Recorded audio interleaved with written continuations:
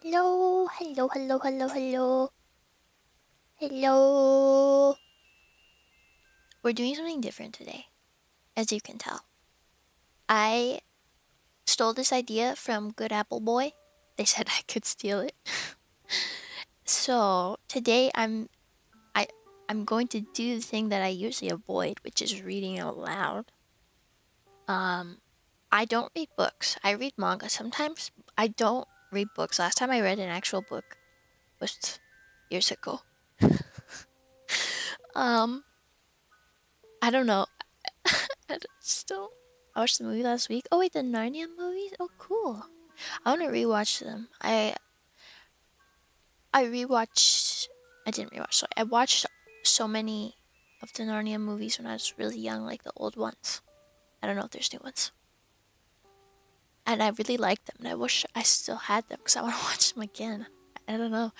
Um, but yeah, so I'm gonna read out loud. So today's gonna be less of a silly haha meme stream. If you were here last time, then you know what I mean. I am here! Coming to the door like a hero! I can't do anything, bro. I can't do anything here. If you misread, we will all laugh at you. You know what? You should, because I should be better at reading this out loud by reading out loud at this point. But yeah, also I feel like the audio is really important for this stream. So if anything's too quiet or too loud or something, please let me know. I'm sad no audio played well. It played for me. Did it not play for anyone else? Played for me? Why would it? Why would it only play for me? That's weird.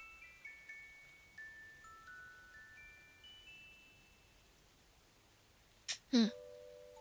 It played. Oh, I just dumb and had stream pause for stream. Oh, I see. Okay. Well, I'm just glad to know that it's working. The extension is working. Anyway, we're starting from the beginning. So I was trying to research. I was trying to find what book to read. Because I don't read books, right? So I'm like, best books. And they're all like, To Kill a Mockingbird, Moby Dick, The Great Gatsby. I'm like, what are any of these about? And then I read them and they... Sorry, Luna's in the room. She's chewing on her monkey. Can I redeem the hype book? I really rather you wouldn't. Ugh. I don't even know why I have that as a channel point thing when I dread it whenever it gets brought up. Um, but yeah, I was trying to research and someone suggested Percy Jackson, which we might do at some point. But then I was like, oh wait, what about the Chronicles of Narnia? I really love the movies. So, you should read Jeffrey Dahmer's autobiography. No, no thank you. No thank you. Let's read the Bible? No. Oh, actually, apparently the metaphor of Narnia is all about Christ, apparently. Which I had no idea, because I was researching a little. And I was like, what is the Chronicles of Narnia about? And they're like, it's about Christ. And I was like, huh? How?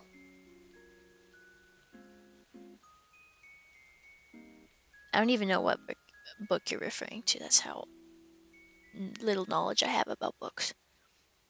But yeah, I was looking, apparently the chronological order for the Narnia is, the first one's supposed to be The Magician's Nephew, which I was going, so I was going to plan on reading that, but the Lion Witch, the Witch in the Wardrobe was the first one written, and so I looked up more things, and it was like, on your first read, you should read it from The Lion, the Witch, and the Wardrobe, and then on your second one, start with The Magician's Nephew, because it's like a prologue type thing. I don't know, like some FNAF lore type shit. Mind cramp. That's my cramp. Oh, hello, Chris. Hello, how you guys doing? Most people think he is German, but this famous monstrous man was in fact Austrian born and raised. That feels like a weird thing to get mixed up. SMH Fargo, abandoned my wife midstream. Don't abandon your wife. Oh my god, there's so many people here. I'm so surprised. Hello, Maddie. Hello. How are you? bedtime story. It is a bedtime story. That's why I started so late. So I'm gonna start now. Feel free to chat about whatever, but I probably won't respond to like all of the messages, you know? So I don't want to get too distracted. Doing a last minute project, this will be a good background. Nice, I'm glad. So it's like a short ass stream. I don't know how long it'll be. I'm just gonna go as long as I can, like until my throat hurts, or like go amount of time where I can stop before my throat starts hurting. And how long is the book? I have no idea. I have a PDF of it. It says it's 106 pages, which doesn't seem like very much. But I'm starting to wonder, maybe this isn't the full book. Hold on, I'm gonna see. I'm gonna go down. Nope, it is the whole book. Okay, it's 106 pages. Not even.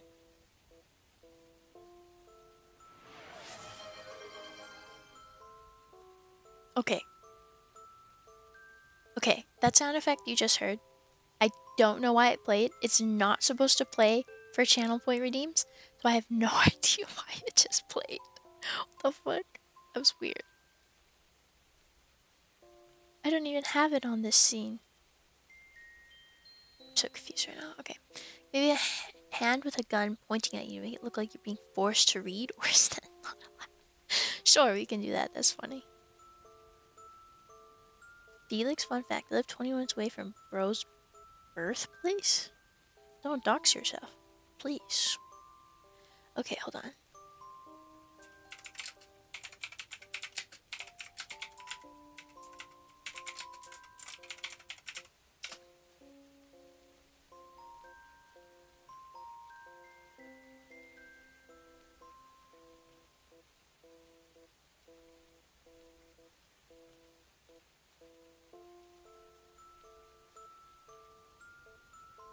I can't find one that has like an arm.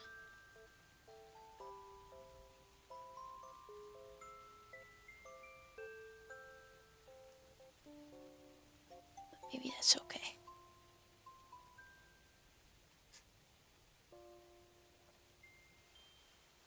Just gonna be fine. I got a hand. It just doesn't have an arm.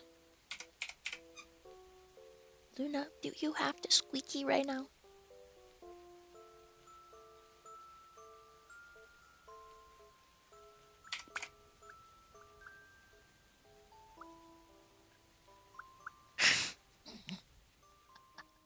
The cozy vibes, it really fits really good. It does. Hold on, I can't. My phone's in the fucking way.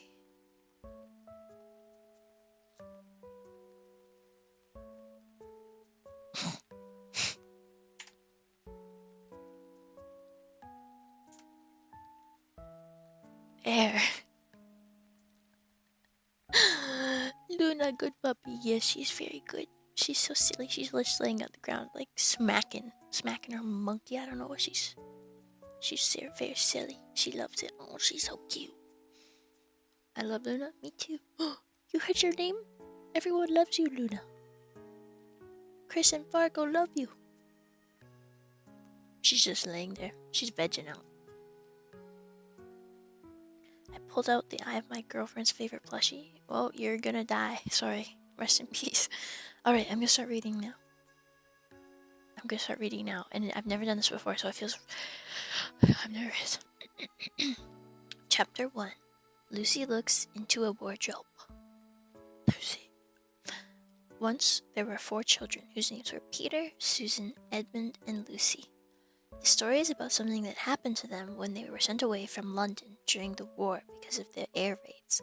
They were sent to the house of an old professor who lived in the heart of the country, 10 miles from the nearest railway station and 2 miles from the nearest post office.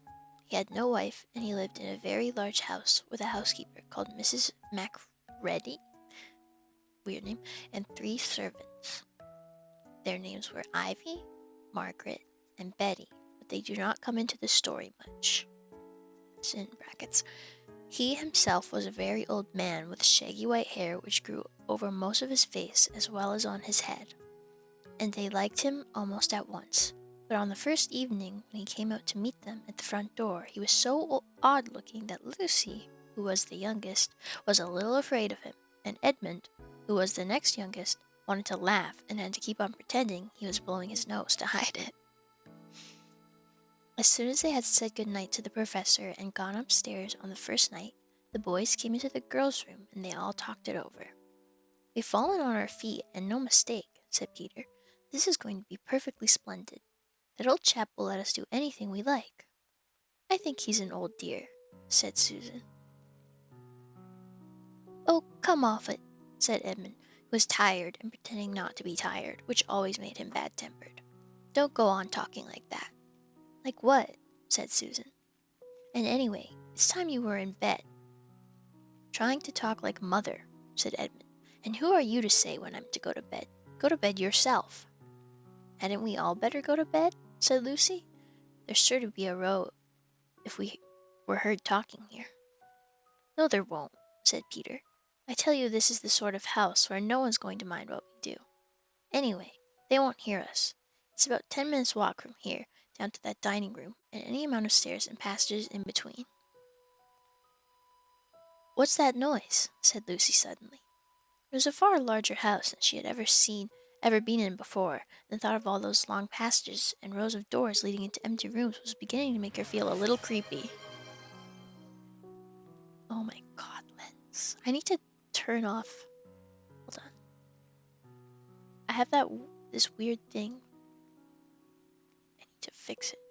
Where is it? Sorry. I need to remove you.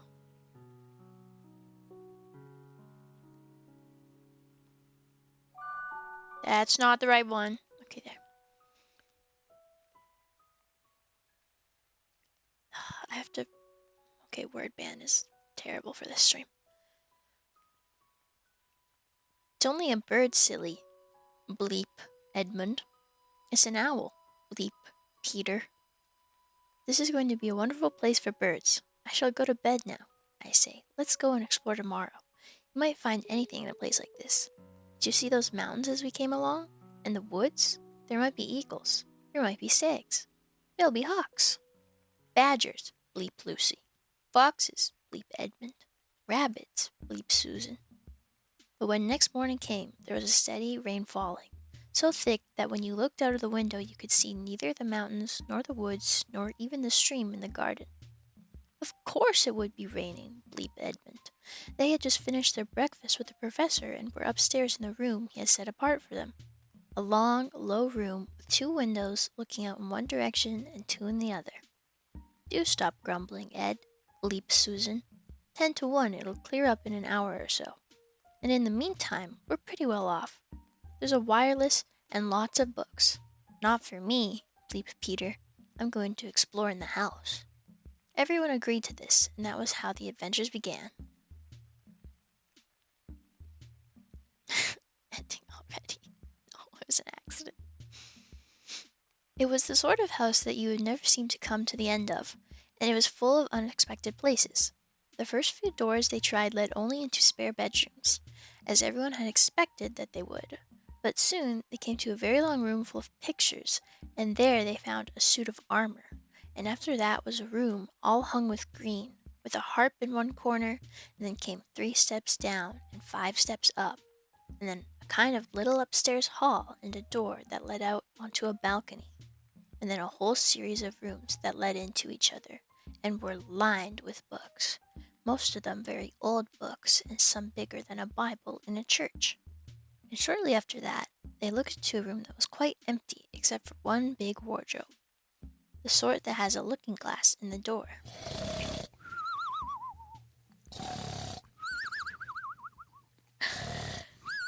You scared the fuck out of me, bro. That scared me so bad. This is supposed to be a cozy stream. You're ruining my cozy stream, Bargo. That scared me so bad.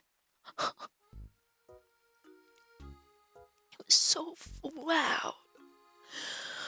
Okay. There was nothing else in the room at all except a dead blue bottle on the windowsill. Nothing there, bleep Peter, and they all trooped out again. All except Lucy. She stayed behind because she thought it would be worthwhile trying the door of the wardrobe, even though she felt almost sure that it would be locked. To her surprise, it opened quite easily, and two mothballs dropped out. They got my balls! They got my balls! What the fuck? I was gonna play the realistic knocking, but that felt too mean. They're not actually from London, or else they would say, "Blimey, ain't that fucking Narnia made the order in?" I can't do accent. Blimey, ain't that fucking Narnia? I can't do it. I can't do it. I'm sorry. I can't. I can't. I try. I'm sorry. Looking into the inside, she saw several coats hanging up, mostly long fur coats.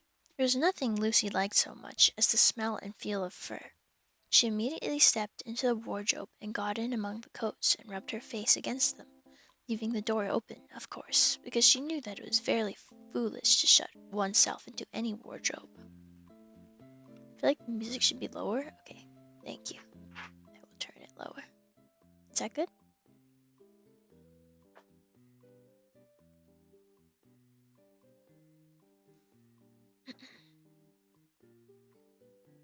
Wait, talk? I'm talking. Read on. Soon she went further in and found that there was a second row of coats hanging up behind the first one. It was almost quite dark in there, and she kept her arms stretched out in front of her so as to not bump her face into the back of the wardrobe. Maybe rain sounds instead of music? Okay, we just bought rain? Okay.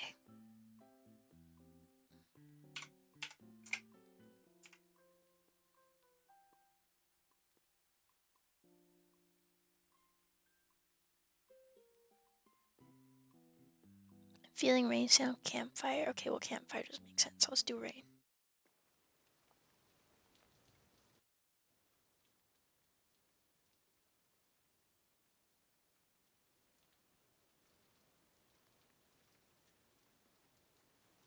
How's that?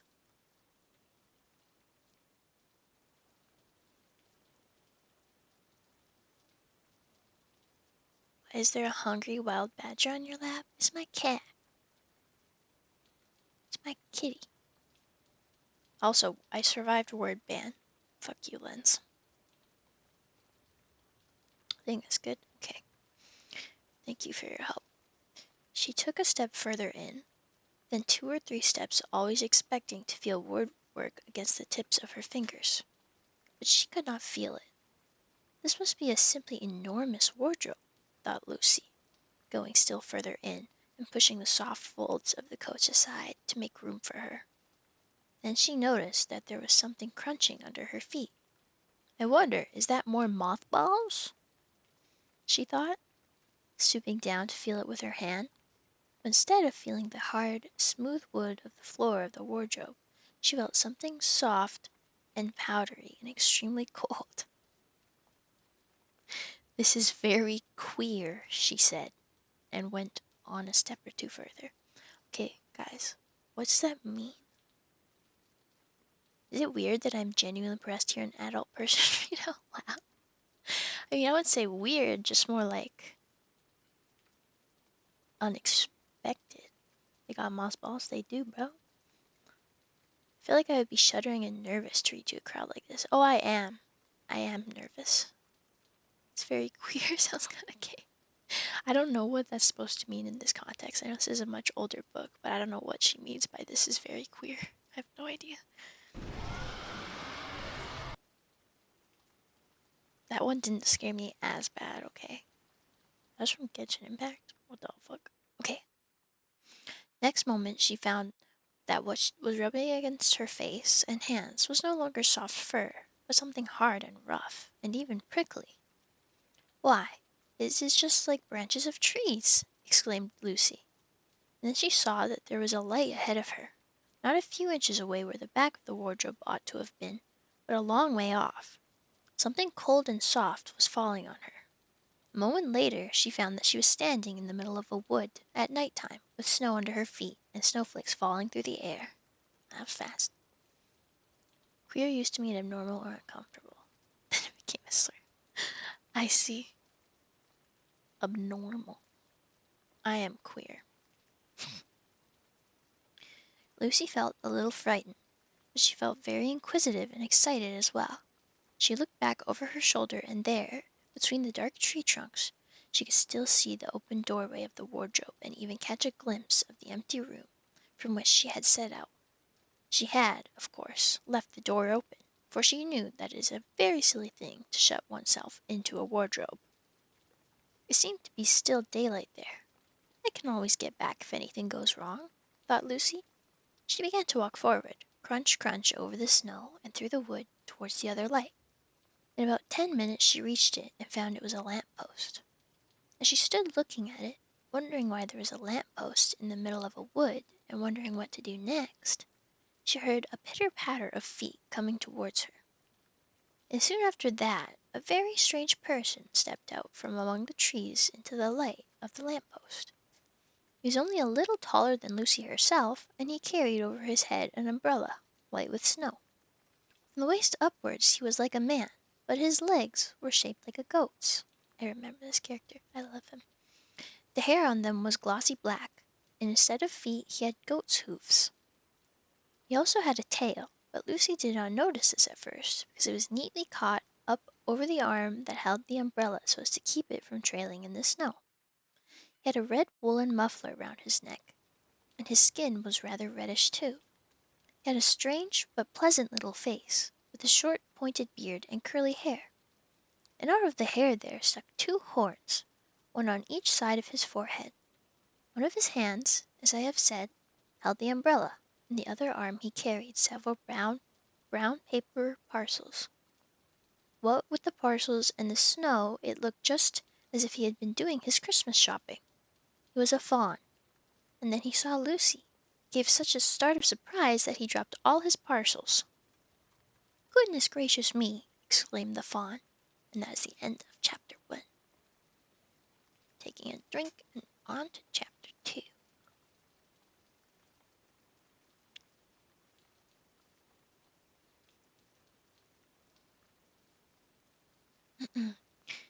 Chapter 2. What Lucy Found There.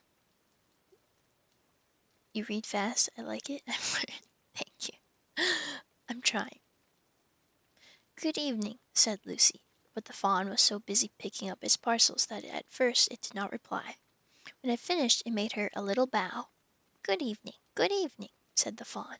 "Excuse me, I don't want to be inquisitive, but should I be right in thinking that you are a daughter of Eve?" "My name's Lucy," said she, not quite understanding him. "But you are, forgive me, you are what they call a girl?" said the fawn. "Of course I'm a girl," said Lucy. "You are, in fact, human?"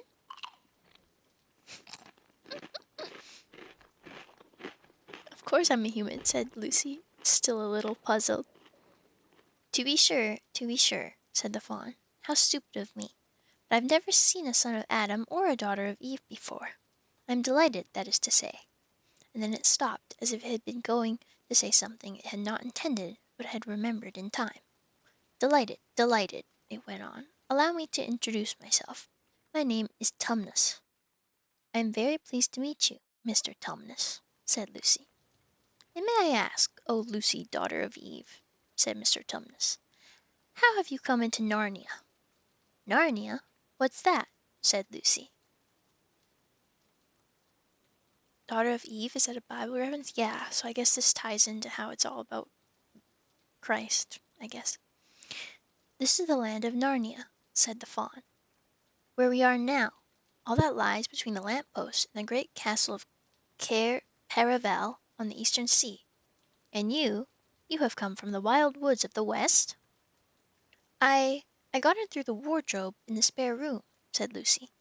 "Ah," said Mr. Tumnus in a rather melancholy voice, "if only I had worked harder at geography when I was a little fawn, I should no doubt know all about those strange countries. It is too late now." "But they aren't countries at all," said Lucy, almost laughing. "It's only just back there, at least. I'm not sure. It is summer there." "Meanwhile," said Mr. Tumnus, "it is winter in Narnia, and has been for ever so long. and we shall both catch cold if we stand here talking in the snow. Daughter of Eve from the far land of Spare where eternal summer reigns around the bright city of Wardrobe, how would it be if you came and had tea with me? That was a mouthful. Thank you very much, Mr. Tumnus, said Lucy, but I was wondering whether I ought to be getting back. It's only just round the corner, said the fawn, and there'll be a roaring fire, and toast, and sardines, ew, and cake. When does Goku show up? I think chapter 5.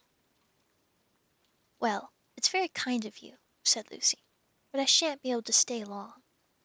If you will take my arm, daughter of Eve, said Mr. Tumnus, I shall be able to hold the umbrella over both of us. That's the way. Now, off we go. And so Lucy found herself walking through the wood, arm in arm, with this strange creature, as if they had known one another all their lives.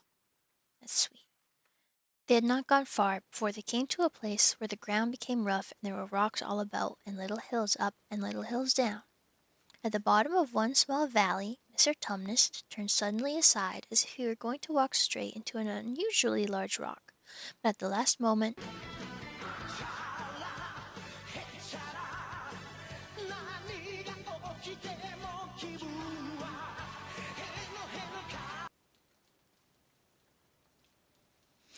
yes, this is the chapter Goku's in. I was wrong. Did you not send me a message or I'm dumb? I did not see it, sorry.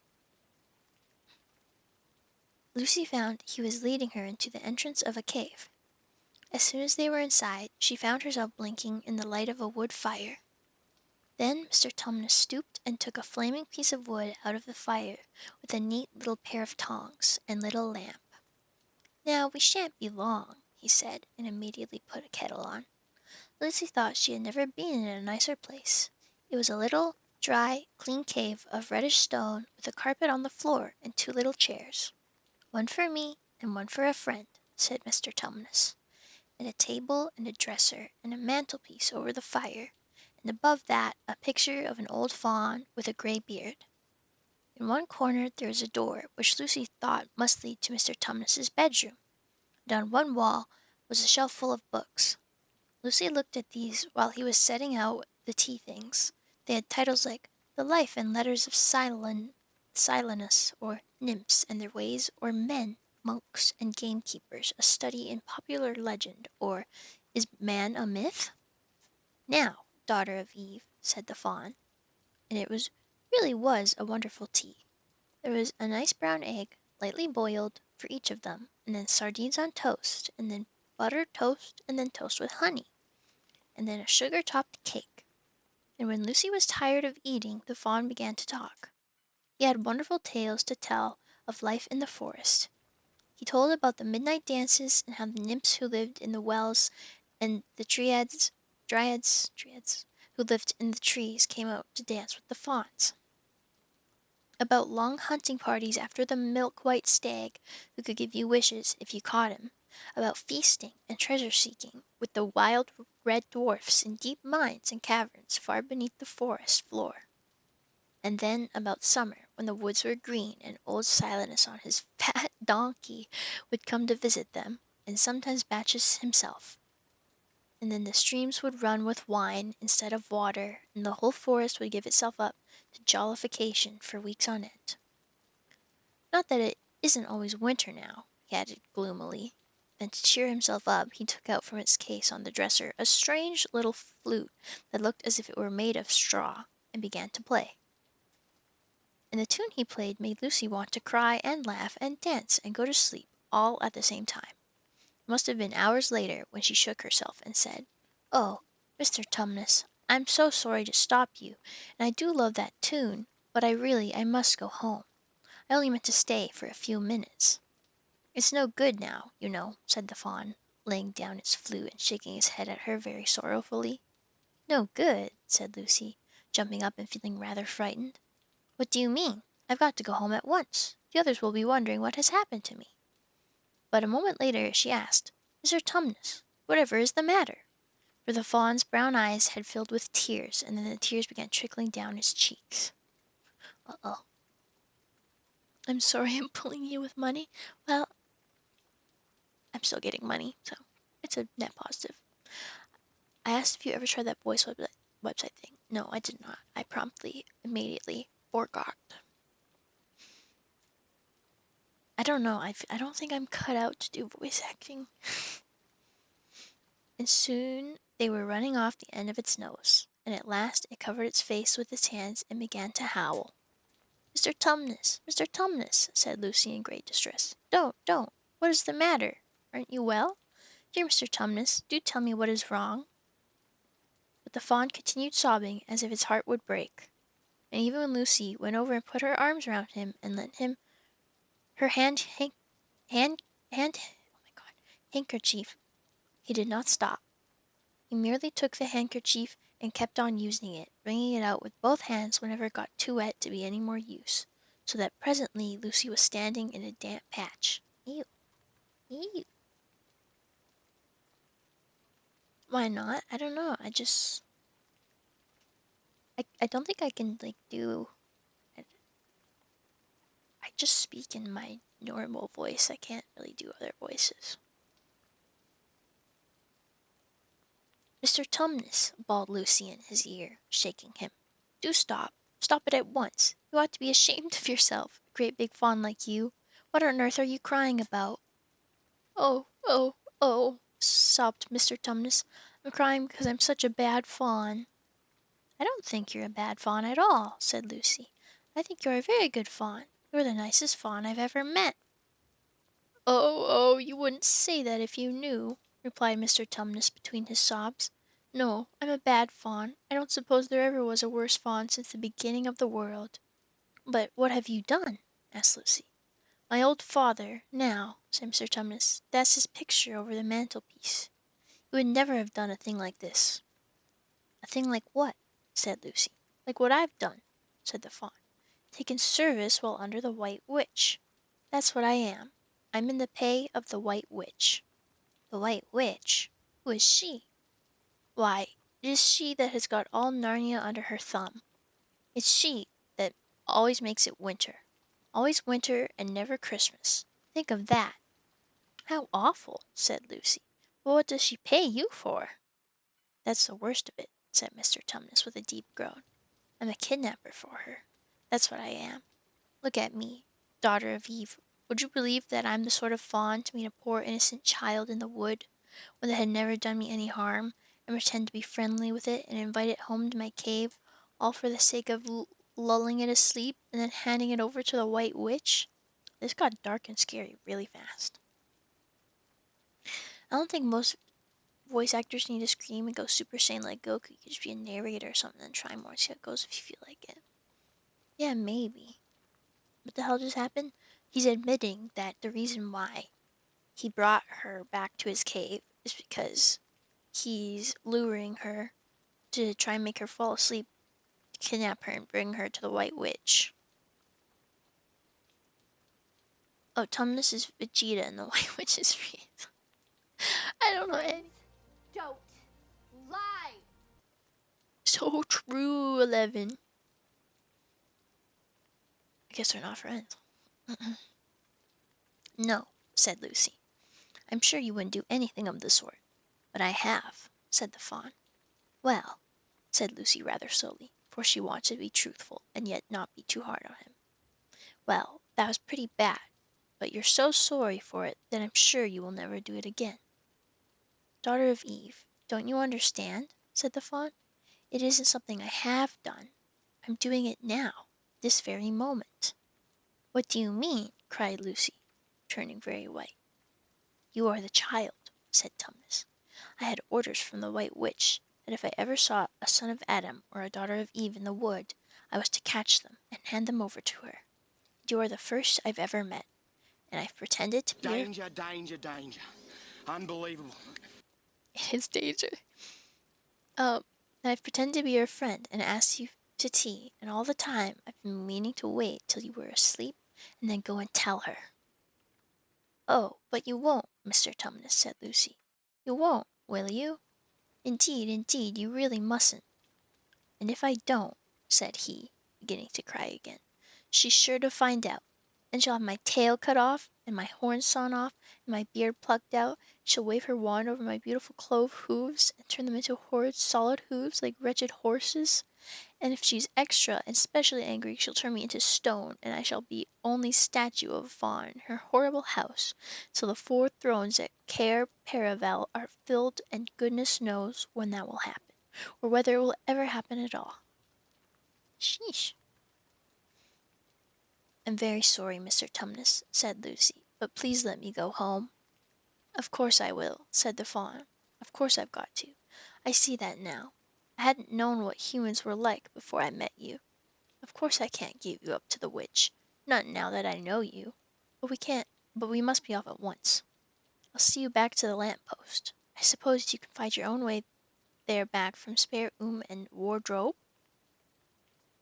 He says the word wardrobe like war, space, drobe. I'm sure I can, said Lucy. You're gonna go into debt from bit. Rare Tumnus L. Yeah, so true. But he can be redeemed. We must go as quietly as we can, said Mr. Tumnus. The whole wood is full of her spies. Even some of the trees are on her side. They both got up and left the tea things on the table, and Mr. Tumnus once more put up his umbrella and gave Lucy his arm, and they went out into the snow. The journey back was not at all like the journey to the fawn's cave.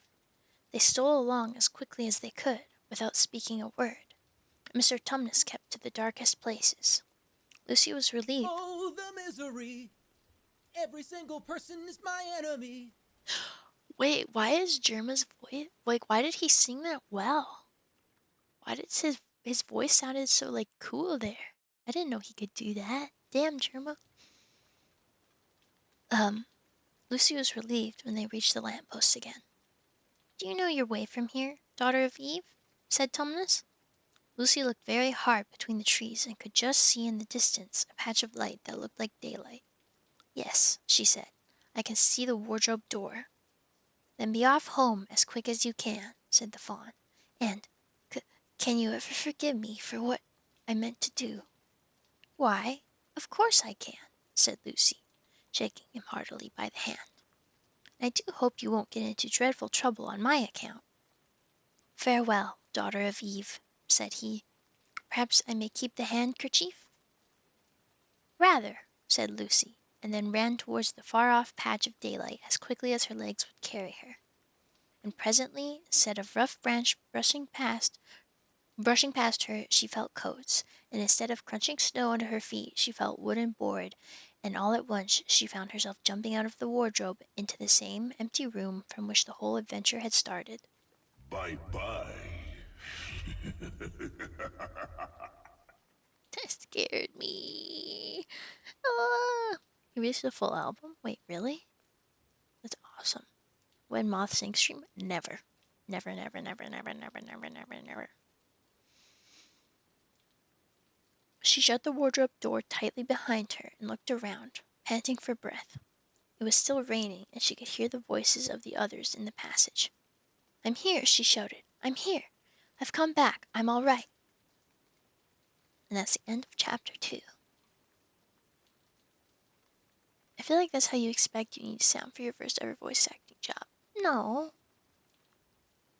I'm not.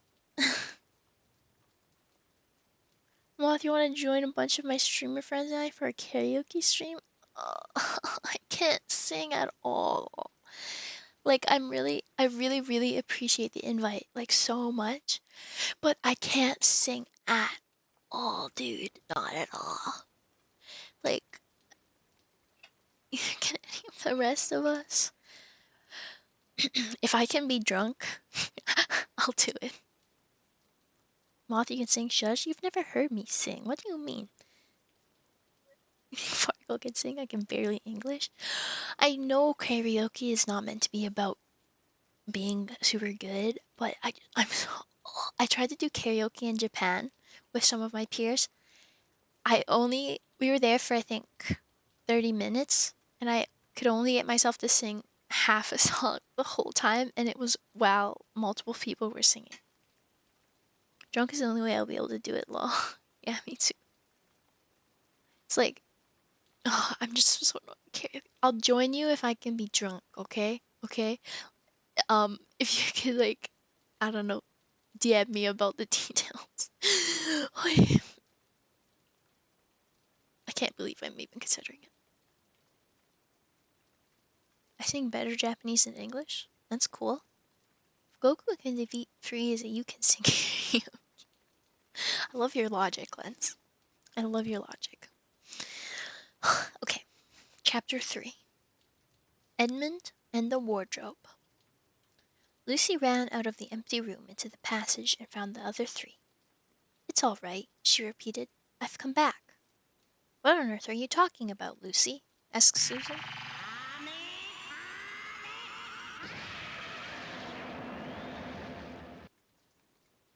Thank you. I'll join if I can be drunk. Me when someone asks me to drive. Remind me to never get in a car with you ever. We never would be in the same car, but if we were, remind me to get the fuck out. Why? Said Lucy in amazement. Haven't you all been wondering where I was? So you've been hiding, have you? Said Peter. Poor old Lou, hiding and nobody noticed. You'll have to hide longer than that if you want people to start looking for you. But I've been away for hours and hours, said Lucy. The others all stared at one another. Batty, said Edmund, tapping his head. Quite batty. What do you mean, Lou? Asked Peter. What I said, answered Lucy. It was just after breakfast when I went into the wardrobe, and I've been away for hours and hours, and had tea, and all sorts of things have happened. Don't be silly, Lucy, said Susan. You only just come out of that room a moment ago, and you were there then. She's not being silly at all, said Peter. She's just making up a story for fun, aren't you, Lou? And why shouldn't she? No, Peter, I'm not, she said. It's a magic wardrobe. There's a wood inside it, and it's snowing, and there's a faun, and a witch, and it's called Narnia. Come and see. I'll donate you $20 so you can buy a bottle of alcohol. You don't need to send me any money. Wait, when are you planning on this karaoke stream exactly? I karaoke every day in my shower, so I'm a pro. Awesome. Okay. The others did not know what to think, but Lucy was so excited that they all went back with her into the room. She rushed ahead of them, flung open the door of the wardrobe, and cried, Now, go in and see for yourselves. Why, you goose, said Susan, putting her head inside and pulling the fur coats apart. It's just an ordinary wardrobe. Look, there's the back of it. Then everyone looked in and pulled the coats apart, and they all saw, Lucy herself saw, a perfectly ordinary wardrobe. There was no wood and no snow, only the back of the wardrobe, with hooks on it. Peter went in and rapped his knuckles on it to make sure that it was solid. Okay. Side note. Whenever I watch a movie, and this has been like for my whole life, when I watch a movie or something, and someone sees something and they're trying to tell someone about it, and they don't believe them, and then it's impossible for them to prove it to them, it frustrates me so much. I don't know why. Like, it's not saying that I'm like, oh, this is a bad story, but it's like, there's just something in my mind, this little baby brain I have that's like, no, she can't prove it. Now they're gonna think she's crazy. And if this ever happened to me, if I saw a magic wardrobe, everyone would think I'm crazy. And how would I know if I'm not crazy? Like, surely I would just be and then I just, it's just like a spiral. We haven't set a date yet? Okay. On a stream is crazy though. Yeah, don't do anything you aren't comfortable with. It's part of the fun. Just a bunch of friends being stupid and having a blast. It would be some Saturday for timing purposes. Okay. Crazy? I was crazy once. They locked me in a room. A rubber room. A rubber room with rats. And rats make me crazy. So true. What should it actually sound like? Hey, Lucy fam. Narnia ain't fucking real. You're crazy, mate. If you aren't my sis, I'd even call you a scallywag, innit? What the fuck? A jolly good hoax, Lou, he said as he came out again. You have really taken us in, I must admit. We half believed you. But it wasn't a hoax at all, said Lucy. Really and truly, it was all different a moment ago. Honestly, it was, I promise. come, Lou, said Peter. That's going a bit far. You've had your joke. Hadn't you better drop it now? Lucy grew very red in the face and tried to say something, though she hardly knew what she was trying to say, and burst into tears. For the next few days she was very miserable.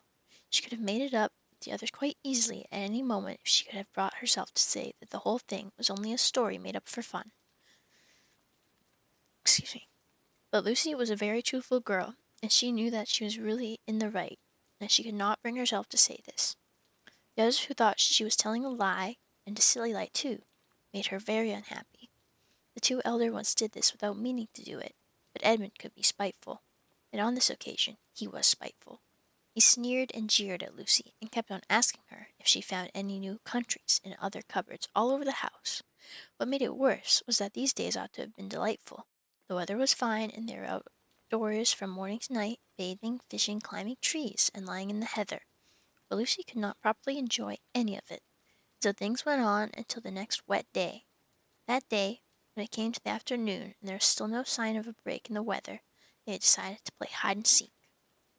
Susan was it, and as soon as the others scattered to hide, Lucy went to the room where the wardrobe was. She did not mean to hide in the wardrobe, because she knew that would only set the others talking again about the whole wretched business. She did not want to have one more look inside of it, for by this time she had beginning to wonder herself whether Narnia and the Faun had not been a dream. The house was so large and complicated and full of hiding places that she thought she would have some time to have one look into the wardrobe and then hide somewhere else. But as soon as she reached it, she heard steps in the passage outside, and then there was nothing for it but to jump into the wardrobe and hold the door closed behind her. She did not shut it properly because she knew that it is very silly to shut oneself into a wardrobe, even if it is not a magic one. Now the steps she had heard were those of Edmund, and he came into the room just in time to see Lucy vanishing into the wardrobe. He at once decided to get into it himself, not because he thought it was a particularly good place to hide, but because he wanted to go on teasing her about her imaginary country. He opened the door. There were the coats hanging up as usual, and a smell of mothballs. Boy smell. My balls smell. And darkness and silence, and no sign of Lucy.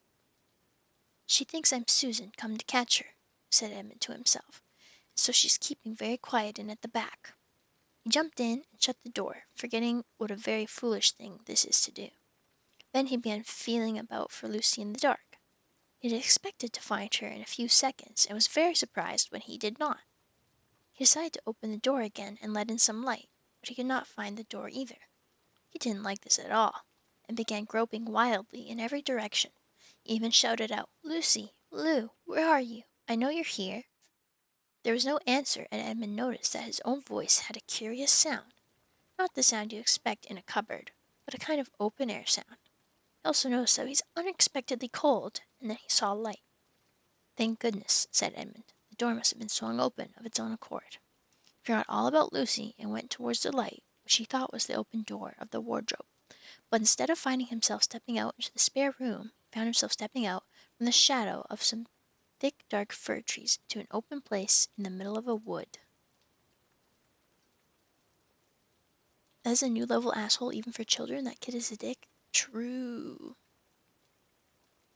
The story makes way more sense as Dragon Ball. Why? What's the context? Moth, why do your balls smell? I didn't shower for 2 weeks. That's probably why.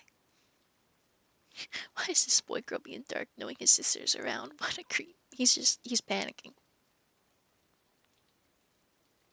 Smash wood? Who? In reference to what?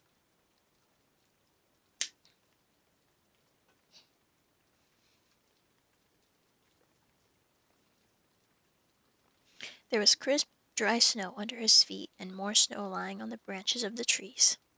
Overhead there was a pale blue sky, the sort of sky one sees on a fine winter day in the morning. Straight ahead of him he saw between the tree trunks the sun, just rising, very red and clear. Everything was perfectly still, as if he were the only living creature in that country. There was not even a robin or a squirrel among the trees, and the woods stretched as far as he could see in every direction. He shivered.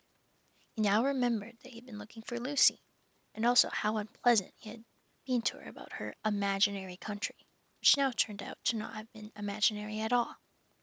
He thought that she must be somewhere quite close, and so he shouted, "Lucy, Lucy, I'm here too, Edmund."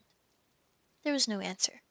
She's angry about all the things I've been saying lately, thought Edmund, and though he did not like to admit that he had been wrong, he also did not much like being alone in this strange, cold, quiet place. So he shouted again, "I say, Lou, I'm sorry I didn't believe you. I see now you were right all along. Do come out, make it packs." Still, there was no answer. Just like a girl, said Edmund to himself, sulking somewhere, and won't accept an apology. Bro is misogynistic. I don't know about you, but when I panic, I don't randomly start groping. Well, me neither, but this kid's pretty weird. I'd get arrested. Women, am I right? Yeah, so true. Fuck women. How could they? He looked round him again and decided he did not much like this place, and he had almost made up his mind to go home when he heard, very far off in the wood, a sound of bells. I thought it said balls. Sound of balls. It sounded my mothballs clapping together as I walk. He listened, and the sound came nearer and nearer, and at last there swept into his sight a sledge drawn by 2 reindeer. The reindeer were about the size of Shetland ponies, and their hair was so white that even the snow hardly looked white compared with them. Their branching horns were gilded and shone like something on fire when the sunrise caught them. Their harness was of scarlet leather and covered with bells. On the sledge, driving the reindeer, sat a fat dwarf who would have been about 3 feet high if he had been standing. He was dressed in polar bear's fur, and on his head he wore a red hood with a long gold tassel hanging down from its point. His huge beard covered his knees and served him instead of a rug. But behind him, on a much higher seat, in the middle of the sledge, sat a very different person, a great lady, taller than any woman that Edmund had ever seen. She also was covered in white fur up to her throat, and held a long, straight golden wand in her right hand, and wore a golden crown on her head. Her face was white, not merely pale, but white like snow, or paper, or icing sugar, except for her very red mouth. It was a beautiful face in other respects, but proud and cold and stern. The sledge was a fine sight as it came sweeping towards Edmund with the bells jingling, and the dwarf cracking his whip, and the snow flying up on each side of it. "Stop," said the lady, and the dwarf pulled the reindeer up so sharp that they almost sat down. Then they recovered themselves and stood champing their bits and blowing. I don't know what that means. In the frosty air, the breath coming out of their nostrils looked like smoke. "And what, pray, are you?" said the lady, looking hard at Edmund. My name's Edmund," said Edmund, rather awkwardly. He did not like the way she looked at him. The lady frowned. "Is that how you address a queen?" she asked, looking sterner than ever. "I beg your pardon, your majesty. I didn't know," said Edmund. "Not know the Queen of Narnia?" cried she. "Ha! You shall know us better hereafter. But I repeat, what are you?" "Please, your majesty," said Edmund, "I don't know what you mean. I am at school. At least I was. It's the holidays now." That's the end of chapter 3. Moth, what is your obsession with balls today? Because they keep bringing up mothballs. It makes me pretty uncomfy. Please continue. Oh my god. Before I go, I think Felix is just referencing my obsession with balls and wants me to keep being obsessed with balls. Pretty sure. Fifth freeze that we gotta use the spirit bomb. I don't know anything about Dragon Ball. I don't know. All of these references mean nothing to me. I'm. Also, I think the goal today should be get through half of the book. I feel like that would be good. We're on chapter 4. Let me just check back to how many chapters there are. Oh my god, there's 17 chapters. Well, let's get to chapter 8 today. How about that? We're halfway through to chapter 8.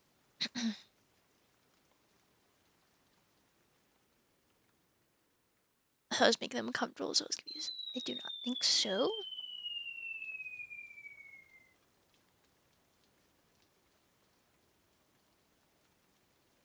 Okay. Chapter 4. Turkish Delight. "But what are you?" said the queen again. Are you a great overgrown dwarf that has cut off its beard? No, your majesty, said Edmund. I never had a beard. I'm a boy. A boy, said she. Do you mean you are a son of Adam? Edmund stood still, saying nothing. He was too confused by this time to understand what the question meant. I see you are an idiot, whatever else you may be, said the queen. Answer me, once and for all, or I shall lose my patience. Are you human? Oh! Yes, your majesty, said Edmund. And how, pray, did you come to enter my dominions? Please, your majesty, I came in through a wardrobe. A wardrobe? What do you mean? I opened a door and just found myself here, your majesty, said Edmund. Ha! said the queen, speaking more to herself than him. A door. A door from the world of men. I have heard of such things. This may wreck all, but he is only one, and he is easily dealt with. As she spoke these words, she rose from her seat and looked Edmund full in the face, her eyes flaming. At the same moment she raised her wand. Edmund felt sure that she was going to do something dreadful, but he seemed unable to move. Then, just as he gave himself up for lost, she appeared to change her mind. My poor child, she said in quite a different voice, how cold you look. Come and sit with me here on the sledge, and I will put my mantle round you, and we will talk. Edmund did not like this arrangement at all, but he dared not disobey. He stepped onto the sledge and sat at her feet, and she put a fold of her fur mantle round him and tucked it well in. Perhaps something hot to drink, said the queen. Should you like that? Yes, please, your majesty, said Edmund, whose teeth were chattering. The queen took from somewhere among her wrappings a very small bottle which looked as if it were made of copper. Wario! Then, holding out her arm, she let one drop fall from it on the snow beside the sledge. Edmund saw the drop for a second in midair, shining like a diamond, but the moment it touched the snow, there was a hissing sound, and there stood a jeweled cup full of something that steamed. Dwarf immediately took this and handed it to Edmund. Edmund with a bow and a smile. Not a very nice smile. Edmund felt much better as he began to sip the hot drink. It was something he had never tasted before.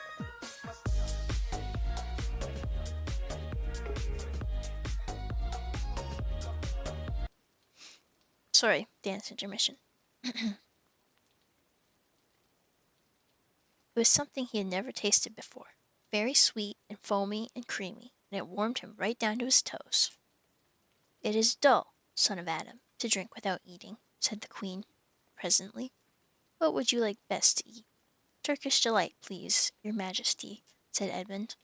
The queen let another drop fall from her bottle onto the snow, and instantly there appeared a round box tied with green silk ribbon, which, when opened, turned out to contain several pounds of the best Turkish delight.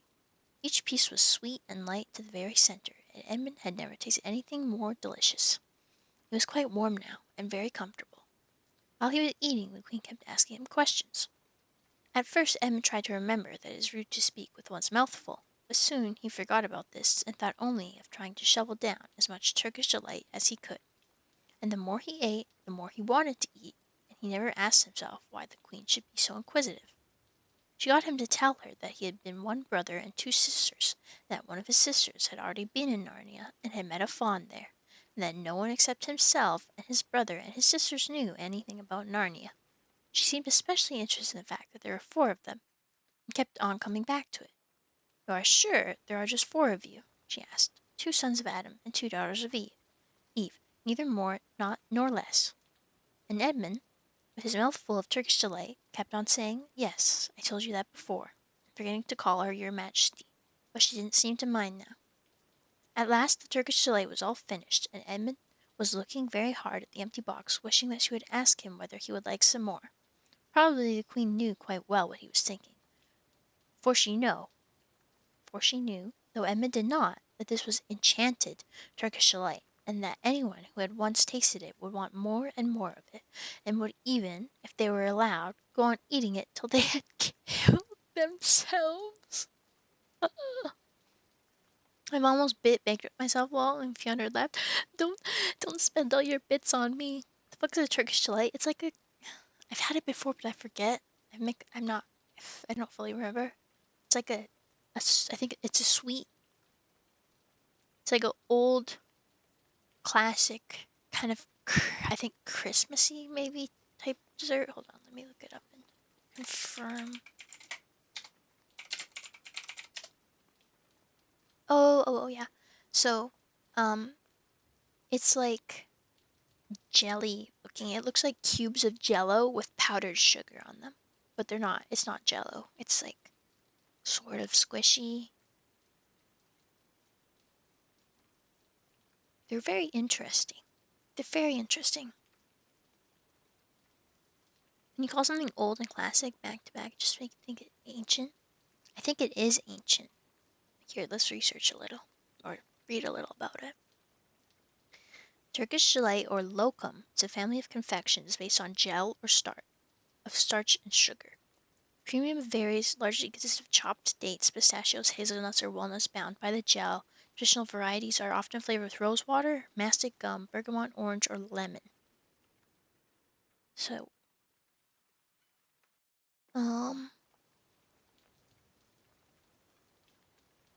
the origin of Turkish delight is not precisely known, but the confection is known to have been produced in Turkey and Iran since the late 18th century.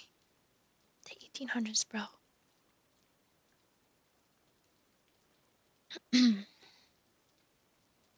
So, the first person made it in 1777 or something.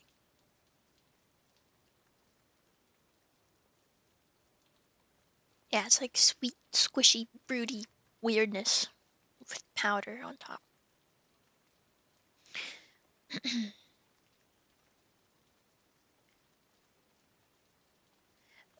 So back to people eating so much that they die. But she did not offer him any more. That was perfect. That was a perfect sound to play. Instead, she said to him, "Son of Adam, I should so much like to see your brother and your two sisters. Will you bring them to see me?" "I'll try," said Edmund, still looking at the empty box. "Because if you did come again, bringing them with you, of course, I'd be able to give you some more Turkish delight. I can't do it now. Magic will only work once. In my own house, it would be another matter. Why can't we go to your house? Oh my god, my throat. My throat's starting to get raspy. Sorry. Why can't we go to your house now? Oh my god. Can I really only... Eat your vegetables!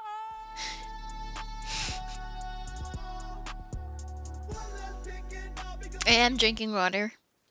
I have been.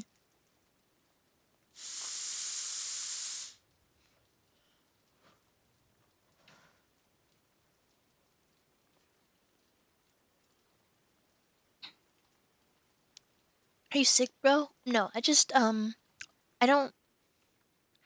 I'm such a hermit, I don't talk very much within the day, so I'm not used to it. Especially reading out loud. Reading out loud is a lot harder for me for some reason. "Why can't we go to your house now?" said Edmund. When he had first got onto the sled, she had been afraid that she might drive away with him to some unknown place from which she would not be able to get back. But he had forgotten about that fear now. "It is a lovely place, my house," said the queen. "I am sure you would like it.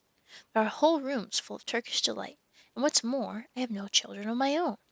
I want a nice boy whom I could bring up as a prince, and who would be king of Narnia when I am gone. While he was prince, he would wear a gold crown and eat Turkish delight all day long, and you are much the cleverest and handsomest young man I've ever met. I think I would like to make you the prince some day, when you bring the others to visit me." "Why not now?" said Edmund. His face had become very red, and his mouth and fingers were sticky. He did not look either clever or handsome, whatever the queen might say. Roasted. "Oh, but if I took you there now," said she, "I shouldn't see your brother and your sisters. I very much want to know your charming relations. You are to be the prince, and later on, the king. That is understood. But you must have courtiers and nobles. I'll make your brother a duke and your sisters duchesses. There's nothing special about them," said Edmund. I don't know if that is a life goal or a sad truth of the moth lore. Sorry, wait, in reference to what? What did I say?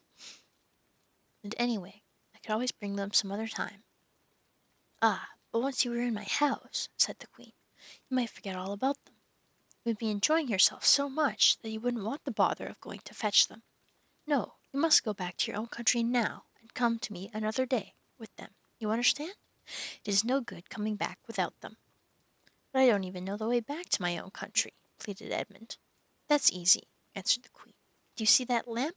She pointed with her wand, and Edmund turned and saw the same lamp post under which Lucy had met the fawn. Straight on, beyond that, is the way to the world of men.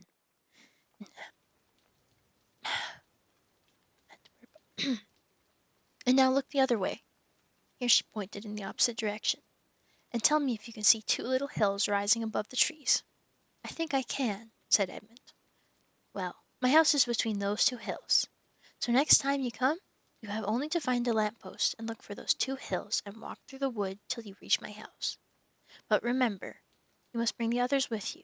I might have to be very angry with you if you came alone. I'll do my best, said Edmund. And, by the way, said the queen, you needn't tell them about me. It would be fun to keep it a secret between us two, wouldn't it? Make it a surprise for them.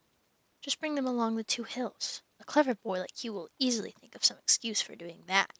And when you come to my house, you could just say, let's see who lives here, or something like that. I'm sure that would be best. If your sister has met one of the fawns, she may have heard strange stories about me. Nasty stories that might make her afraid to come to me. Fawns will say anything, you know. And now, please, please, said Edmund suddenly, please couldn't I have just one piece of Turkish delight to eat on the way home? No, no, said the queen with a laugh. You must wait till next time. While she spoke, she signaled to the dwarf to drive on, but as the sledge swept away out of sight, the queen waved to Edmund, calling out, next time, don't forget. Come soon. My throat hurts because I don't talk much to stay home. That's the least fun reason to have your throat hurt. I'm gonna keep it real. Yeah, I mean, it's getting better though. I'm not. Okay. Moth lore. I basically.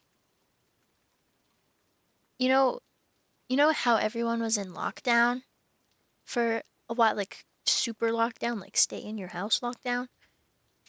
I had already been in lockdown before COVID happened. I literally spent 24 hours a day by myself in Red and Merca.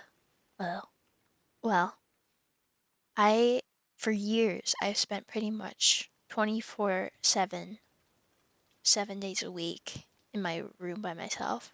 So, is that by choice? You just that antisocial? It was by choice because I dropped out of school at the time, but also I didn't want to be so lonely, but I very much struggle to make friends. And then I did have some friends, but then we ended up drifting apart, so I was just pretty much completely on my own for years and years, and most of the days I'm home by myself all day, but Japanese Master, thank you so much. Thank you. Thank you for the follow. Welcome. For how long? Relatable? Years, probably like years and years and years now. The thing I just posted in Discord, reading over your shoulder. Okay, give me a second, Lens. Loneliness is the worst cancer. It really is. But I'm not home every single time. I still am most days home alone for most of the day, but it's not as bad now. I sometimes occasionally hang out with people, and I'm trying to meet new people, and I've been doing some other activities that force me to get out of the house a little bit. So it's getting better. It's getting better. Things are getting a lot better now that I take medicine that works for me. Okay, Lance, what is this thing you posted in the Discord? But yeah, I was one of those people where I was like, you guys are going into lockdown? I've already been in lockdown. And then I realized, actually, that's really fucking sad and absolutely the opposite thing to brag about. How was I supposed to read over my shoulder when he's facing that way? Whatever. I like how you named it Gawk.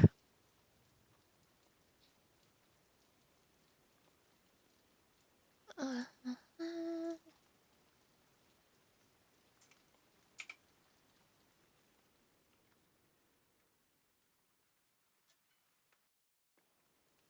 He's shiny.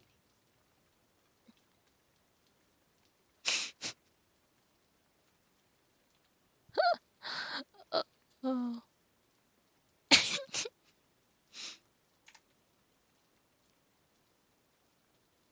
Moth, live your life however you want, but like for real, you need to be social or things get worse, man. I know that. Okay, I definitely know that. Trust me, my mental health is and was terrible. It's honestly, it's the best it's ever been by far in forever.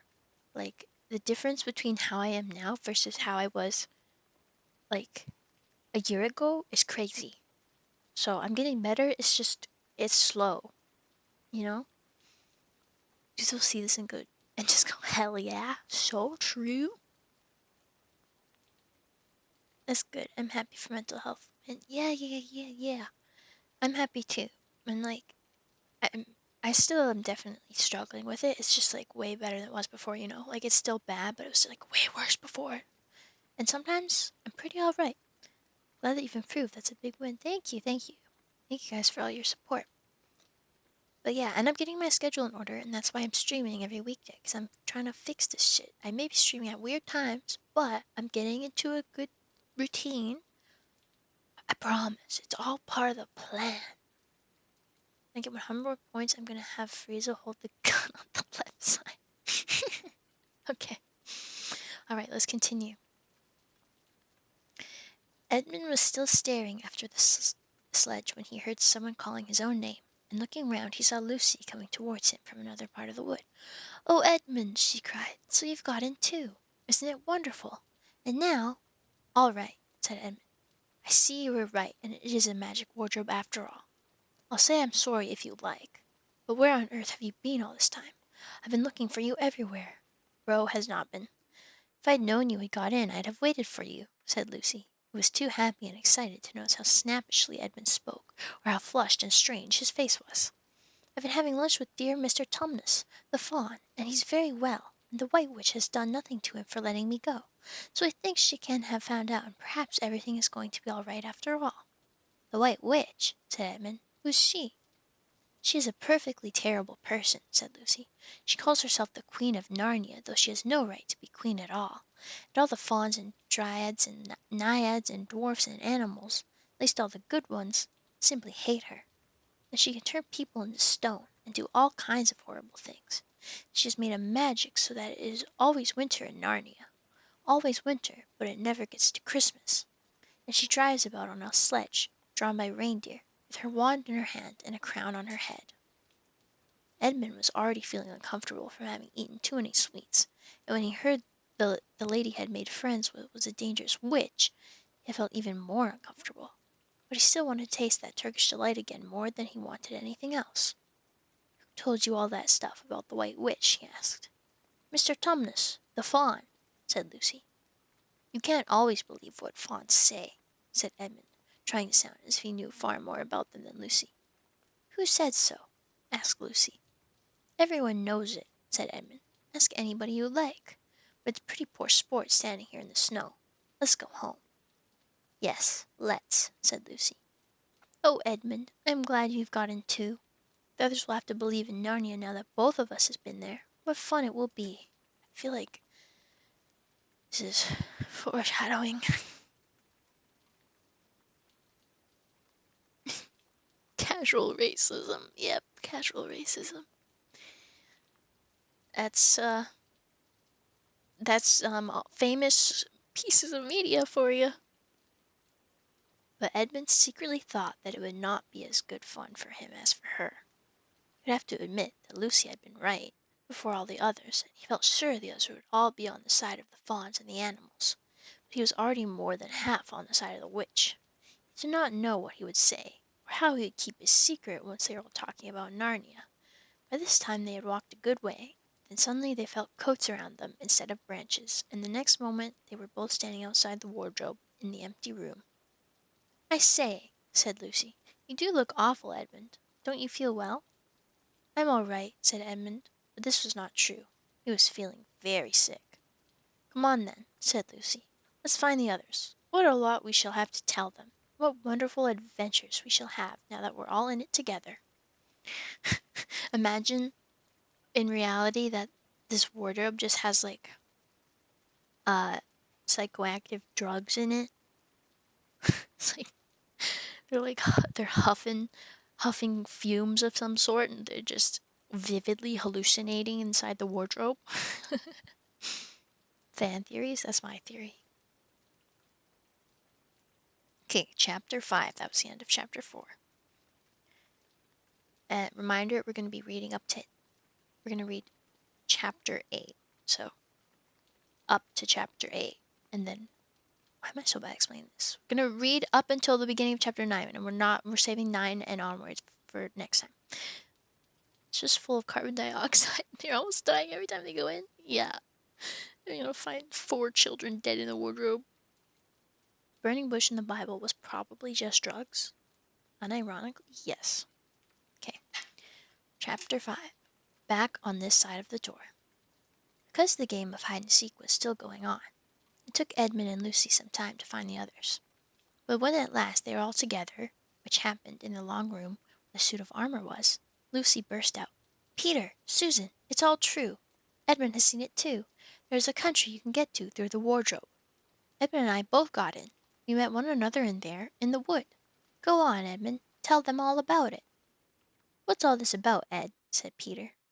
Now we come to one of the nastiest things in the story.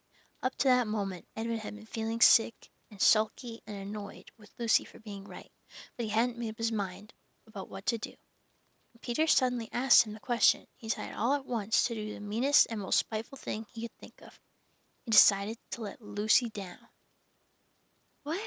I hate this motherfucker. Tell us, Ed, said Susan. Edmund gave a very superior look, as if he were far older than Lucy, and there was really only a year's difference, and then a little snicker and said, Oh yes, Lucy and I have been playing, pretending that all her story about a country in the wardrobe is true, just for fun. Of course, there's nothing there really. Poor Lucy gave Edmund one look and rushed out of the room. Bro, I feel so bad for Lucy. I hate this kid. I want him dead. I hope the witch fucking eats him or something. Edmund, who was becoming a nastier person every minute, thought that he had scored a great success, and went on at once to say, There she goes again. What's the matter with her? That's the worst of young kids. They always... Look here, said Peter, turning on him savagely. Shut up. You've been perfectly beastly to Lou ever since she started this nonsense about the wardrobe, and now you go playing games with her about it and setting her off again. I believe you did it simply out of spite. But it's all nonsense, said Edmund, very taken aback. Of course it's all nonsense, said Peter. That's just the point. It was perfectly all right when we left home, but since we've been down here, she seems to be either going queer in the head or else turning into a most frightful liar. Whichever it is, what good do you think you'll do by jeering and nagging at her one day and encouraging her the next? I thought, said Edmund, but he couldn't think of anything to say. Bro, Peter is putting him in his place. You didn't think anything at all, said Peter. It's just spite. You've always liked being beastly to anyone smaller than yourself. We've seen that at school before now. Do stop it, said Susan. It won't make things any better having a row between you two. Let's go and find Lucy. Bro, Peter fucking went off. It's not surprising that when they found Lucy, a good deal later, everyone could see that she had been crying. Nothing they could say to make her make any difference. She stuck to her story and said, I don't care what you think, and I don't care what you say. You can tell the professor, you can write to mother, you can do anything you like. I know I've been a fawn in there, and I wish I'd stay there, and you are all beasts. Beasts. It was an unpleasant evening. Lucy was miserable, and Edmund was beginning to feel that his plan wasn't working as well as he had expected. The 2 older ones were really beginning to think that Lucy was out of her mind. They stood in the passage talking about it in whispers long after she had gone to bed. The result was the next morning, they decided that they would go and tell the whole thing to the professor. I'll write to father if he thinks there is really something wrong with Lou, said Peter. It's getting beyond us. So they went and knocked at the study door, and the professor said, Come in. and got up and found chairs for them and said he was quite at their disposal. Then he sat listening to them with the tips of his fingers pressed together and never interrupting till they had finished the whole story. After that he said nothing for quite a long while. Then he cleared his throat and said the last thing either of them expected. "How do you know," he asked, "that your sister's story is not true?" "Oh, but," began Susan, and then stopped, and you could see from the old man's face that he was perfectly serious. Then Susan pulled herself together and said, "But Edmund said they had only been pretending." "That is a point," said the professor, "which certainly deserves consideration, very careful consideration. For instance, if you'll excuse me for asking the question, does your experience lead you to regard your brother or your sister as the more reliable? I mean, which is the more truthful?" "That's just the funny thing about it, sir," said Peter. "Up till now, I'd have said Lucy every time." "And what do you think, my dear?" said the professor, turning to Susan. "Well," said Susan, "in general, I say the same as Peter, but this couldn't be true. All this about the wood and the fawn." "That is more than I know," said the professor, "and a charge of lying against someone whom you have always found truthful is a very serious thing, a very serious thing indeed." "We were afraid it mightn't even be lying," said Susan. "We thought there might be something wrong with Lucy." "Madness, you mean?" said the professor quite coolly. "Oh, you can make your minds easy about that. One has to only to look at her and talk to her to see that she is not mad." "But then," said Susan, and stopped. She had never dreamed that a grown-up would talk like the professor and didn't know what to think. "Logic," said the professor half to himself. "Why don't they teach you logic at these schools? There are only three possibilities. Either your sister is telling lies, or she is mad, or she is telling the truth. You know that she doesn't tell lies, and it is obvious that she is not mad for the moment, and unless any further evidence turns up, we must assume that she is telling the truth." "Interesting. What did I show up to?" Um, I'm just reading the book, and chat is doing their thing. You know, nap time. Yeah, nap time with Goku and Co. Susan looked at him very hard, and was quite sure from the expression on his face that he was no making fun of them. "But how could it be true, sir?" said Peter. "Why do you say that?" asked the professor. "Well, for one thing," said Peter, "if it was true, why doesn't everyone find this country every time they go into the wardrobe? I mean, there was nothing there when we looked. Even Lucy didn't pretend there was." "What has that to do with it?" said the professor. "Well, sir, if things are real, then they're there all the time." "Are they?" said the professor, and Peter didn't know quite what to say. "But there was no time," said Susan. "Lucy had no time to have gone anywhere, even if there was such a place. She came running after us the very moment we were out of the room. It was less than a minute, and she pretended to have been away for hours." "That is the very thing that makes her story so likely to be true," said the professor. "If there really is a door in But this you house." know what they say, Vegeta? When you fall off that horse, you get right back up and you eat that horse. Come eat that horse with me, Vegeta. What the heck? Why are they eating a horse? Is this a part of the Dragon Ball lore?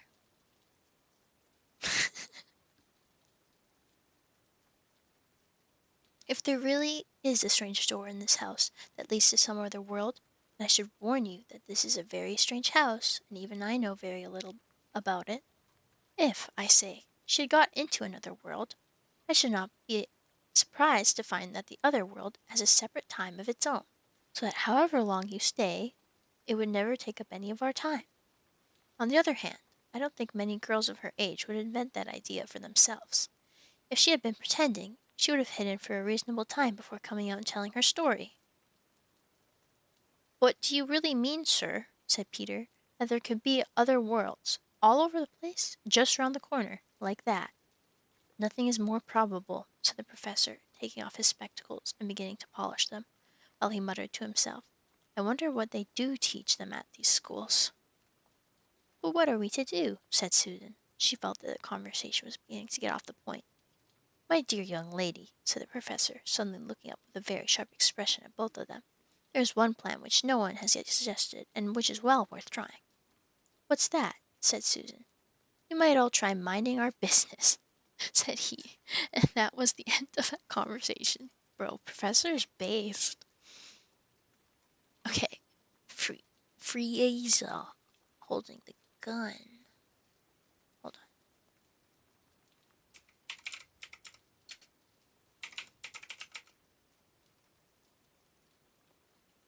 on. Oh, it's this guy.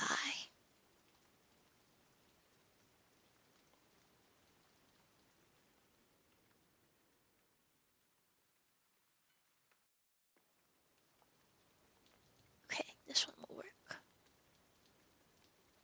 Oh, it's a fucking web P.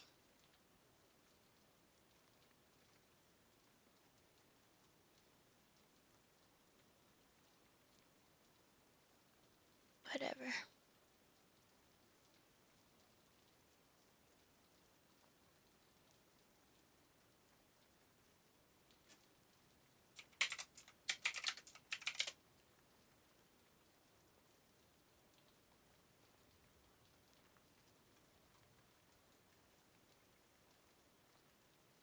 One second.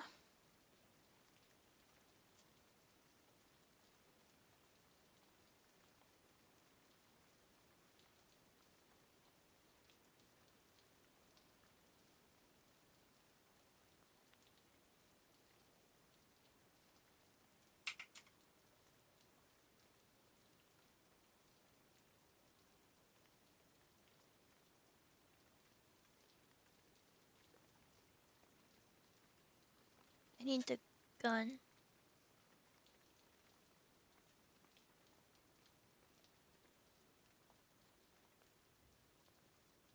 Okay.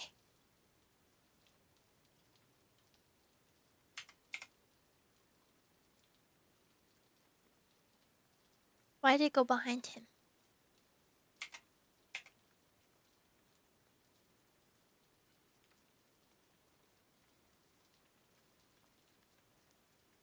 There.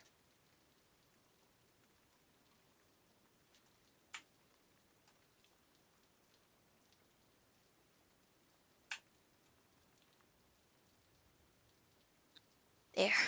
Beautiful. I missed this episode of Dragon Ball. Because Lauren's about to get real weird. Oh, this is covering his face. Guess we better move it down here.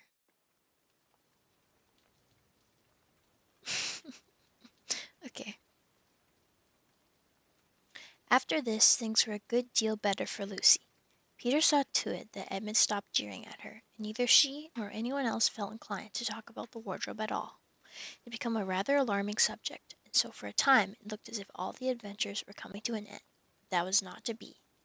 This house of the professor's, which even he knew so little about, was so old and famous that people from all over England used to come and ask permission to see over it. It was the sort of house that is mentioned in guidebooks and even in histories. Well, it might be, for all manner of stories were told about it, some of them even stranger than one I am telling you now. And when parties of sightseers arrived and asked to see the house, the professor always gave them permission, and Mrs. Macready, the housekeeper, showed them round, telling them about the pictures and the armor, and the rare books in the library. Mrs. Macready was not fond of children, and did not like to be interrupted when she was telling visitors all the things she knew. She said to Susan and Peter almost on the first morning, along with a good many other instructions, "And please remember you're to keep out of the way whenever I'm taking a party over the house." "Just as if any of us would want to waste half the morning trailing round with a crowd of strange grown-ups," said Edmund, and the other three thought the same. That was how the adventures began for the second time. A few mornings later, Peter and Edmund were looking at the suit of armor and wondering if they could take it to bits, when the two girls rushed into the room and said, "Look out, here comes the Macready and a whole gang with her." "Sharp's the word," said Peter, and all four made off through the door at the far end of the room. When they had got out into the green room and beyond it, into the library, they suddenly heard voices ahead of them, and realized that Mrs. Macready must be bringing her party of sightseers up the back stairs instead of up the front stairs that they had expected. And after that, whether it was that they lost their heads, or that Mrs. Macready was trying to catch them, or that some magic in the house had come to life and was chasing them into Narnia. They seemed to find themselves being followed everywhere, till at last Susan said, "Oh, bother those trippers. Here, let us get into the wardrobe room till they've passed. No one will follow us in there." The moment they were inside, they heard the voices in the passage, and someone fumbling at the door, and then they saw the handle turning. "Quick," said Peter, "there's nowhere else," and flung open the wardrobe. Okay, I know they're not supposed to interrupt, but, like, can't they just, like, be quietly chilling in there? It shouldn't be a big deal. Okay. All four of them bundled inside it and sat there. Oh!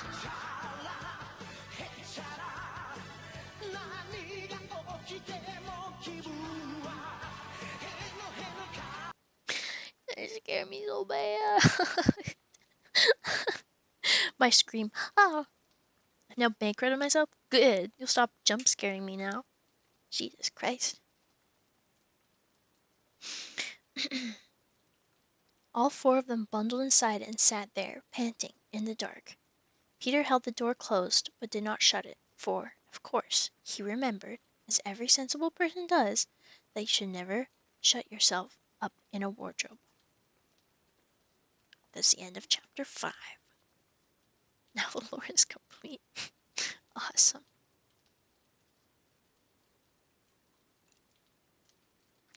Okay. Chapter 6 is called To the Forest. This is like, I'm getting flashbacks, like very vague flashbacks to the movie, and that makes me happy. I am happy. I'll now go to bed. It's 2 a.m. Night night, everyone. Okay, good night, Fargo. Thank you so much for coming and for making lore. Thank you, thank you. Thank you for all the bits. Have a great sleep.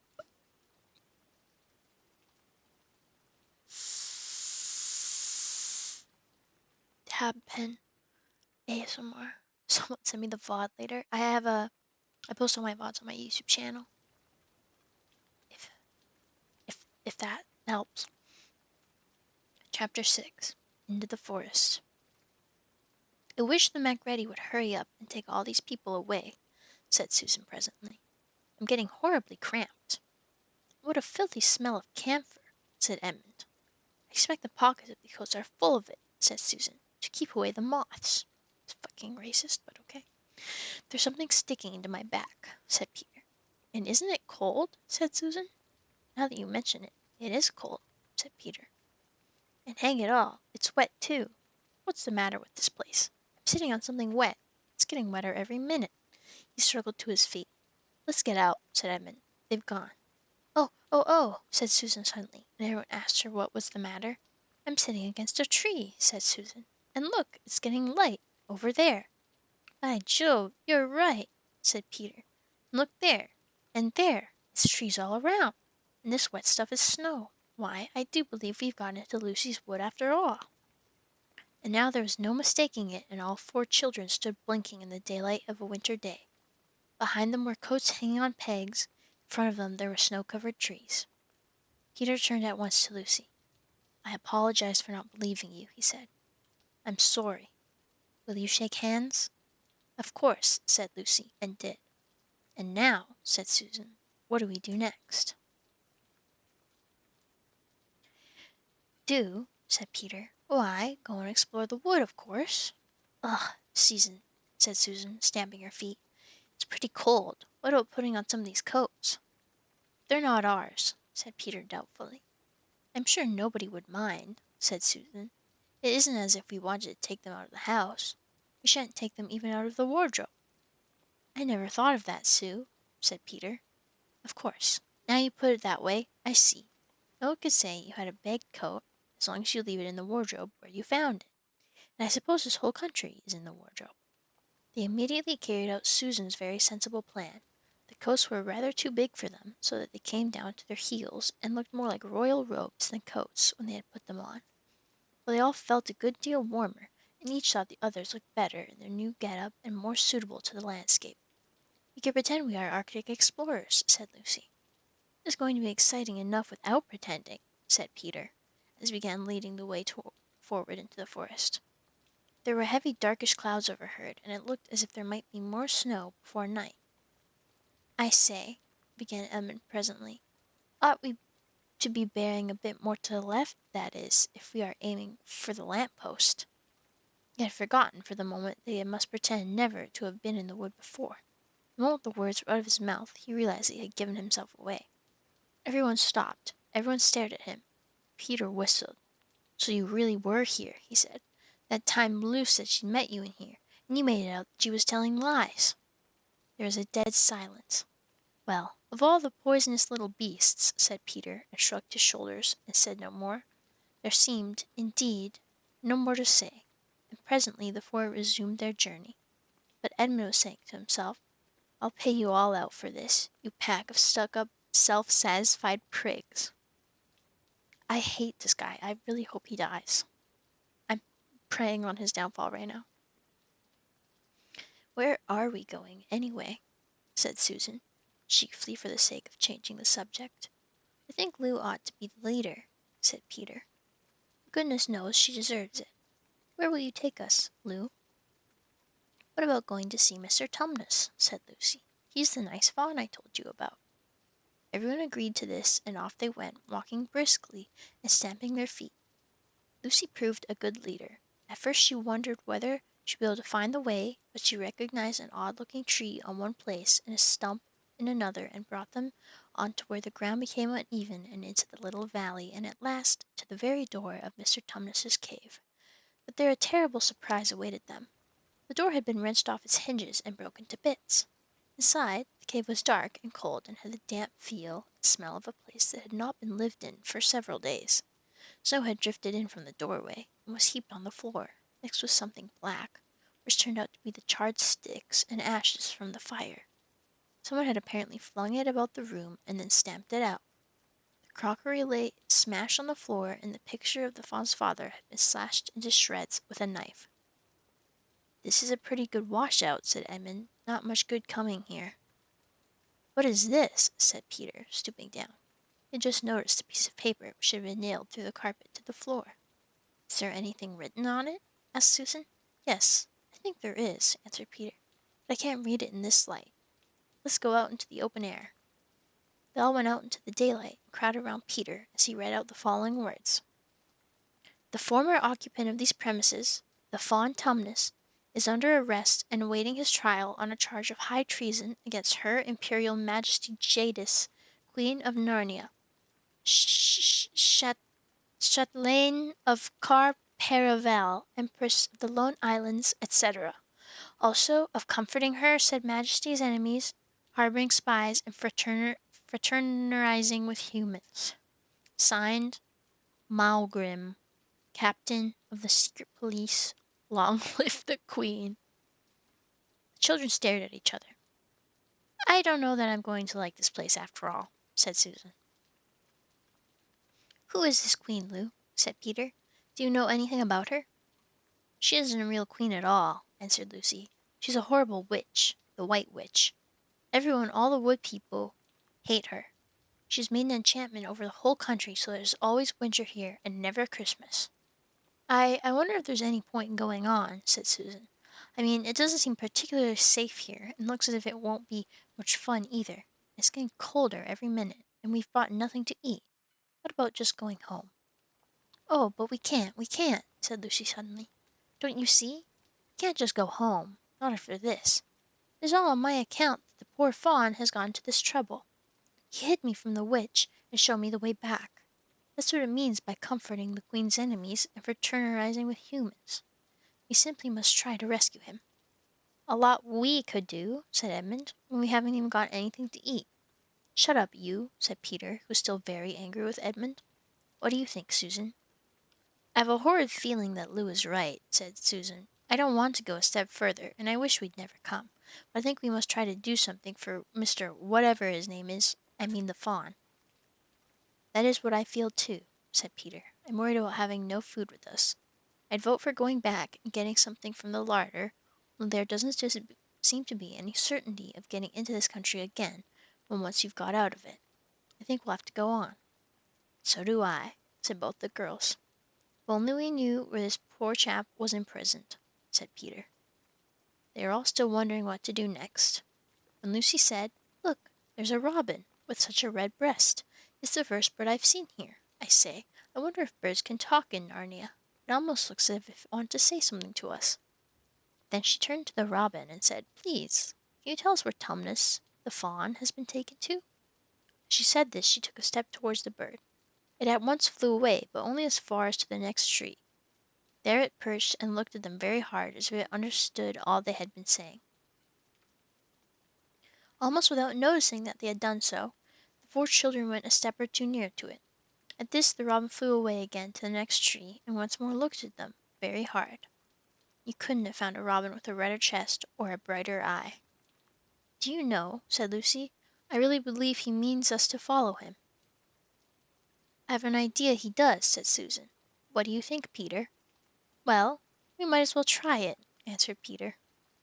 The robin appeared to understand the matter thoroughly. It kept going from tree to tree, always a few yards ahead of them, but always so near that they could easily follow it. In this way it led them on, slightly downhill. Wherever the robin alighted, a little shower of snow would fall off the branch. Presently the clouds parted overhead, and the winter sun came out, and the snow all around them grew dazzlingly bright. Dude, when the sun's out and the snow is insanely bright, bro, the snow blindness. My eyes are super sensitive to light, so like even the normal sun being out hurts my eyes no matter what. But in the winter, the snow is so bad.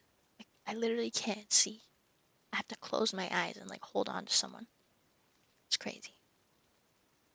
They had been traveling in this way for about half an hour, with the two girls in front, when Edmund said to Peter, "If you're not still too high and mighty to talk to me, I've something to say, which you'd better listen to." Gosh. But then you step on it and the snow crunch makes it worth it. So true. You're so real. The reflection of the snow is blinding. It is. It really is. It's like beautiful because it's all sparkly and magical, but I can't look at it because it hurts my eyes, makes me feel like they're burning and they're going to fall out. "What is it?" asked Peter. "Hush, not so loud," said Edmund. "There's no good frightening the girls. But if you realize what we're doing—" "What?" said Peter, lowering his voice to a whisper. "We're following a guide we know nothing about. How do we know which side that bird is on? Why shouldn't it be leading us into a trap?" "That's a nasty idea. Still, a robin, you know. They're good birds in all the stories I've ever read. I'm sure a robin wouldn't be on the wrong side. If it comes to that, which is the right side? How do we know that the fawns are in the right and the queen, yes, I know we've been told she's a witch, is in the wrong? We don't really know anything about either. The fawn saved Lucy. He said he did. How do we know? And there's another thing, too. Has anyone the least idea of the way home from here?" "Great Scott," said Peter. "I hadn't thought of that." "And no chance of dinner either," said Edmund. And that is the end of chapter 6.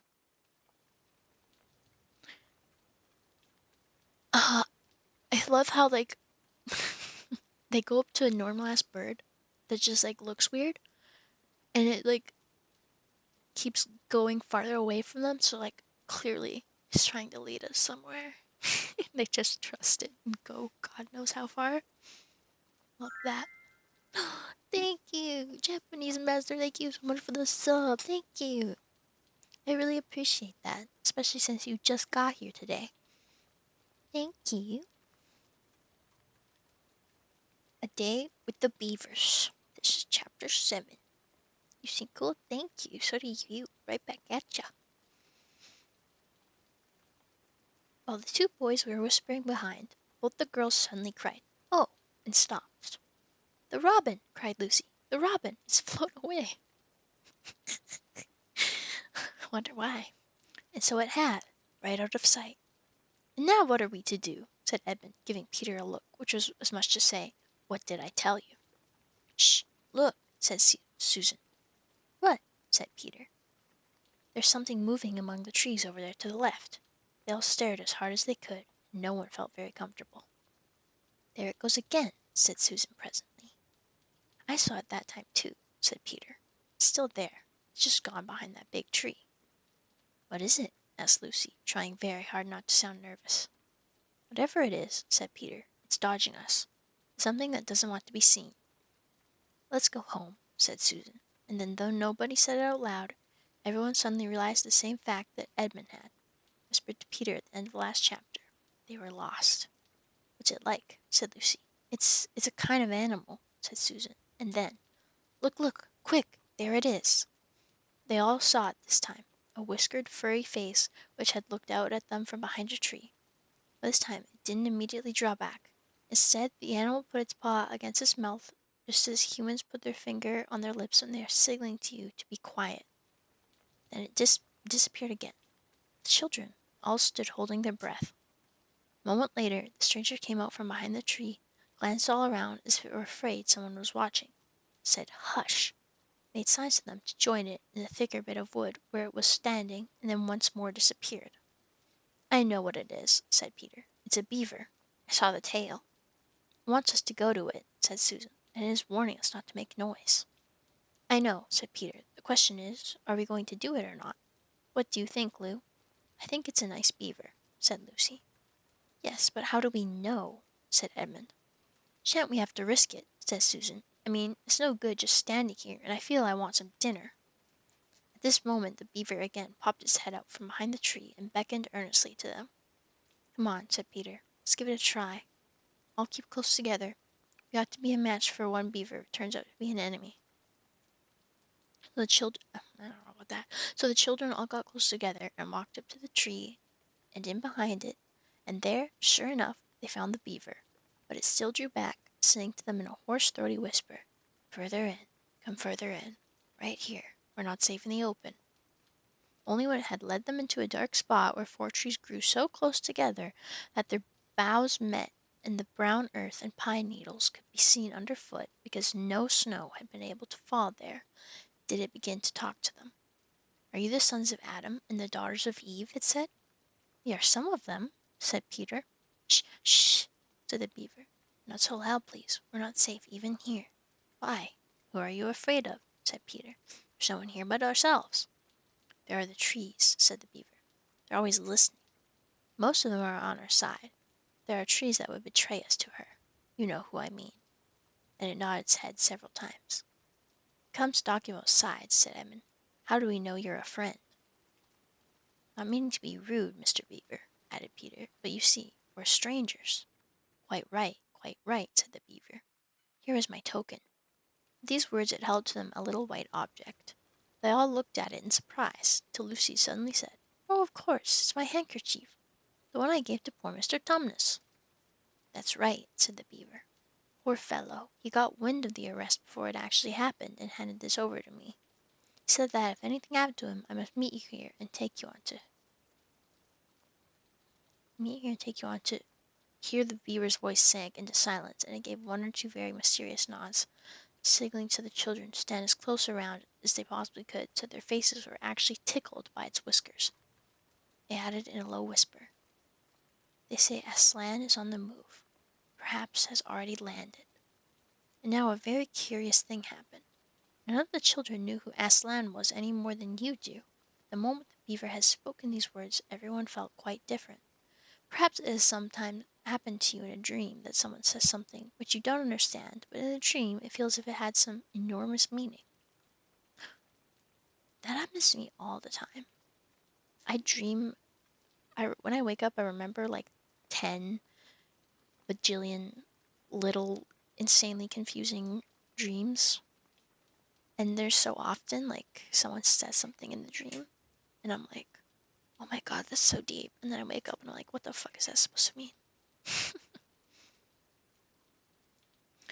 Either a terrifying one, which turns the whole dream into a nightmare, or else a lovely meaning, too lovely to put into words, which makes the dream so beautiful that you remember it all your life and are always wishing you could get into that dream again. It was like that now. At the name of Aslan, each one of the children felt something jump in its inside. Edmund felt a sensation of mysterious horror.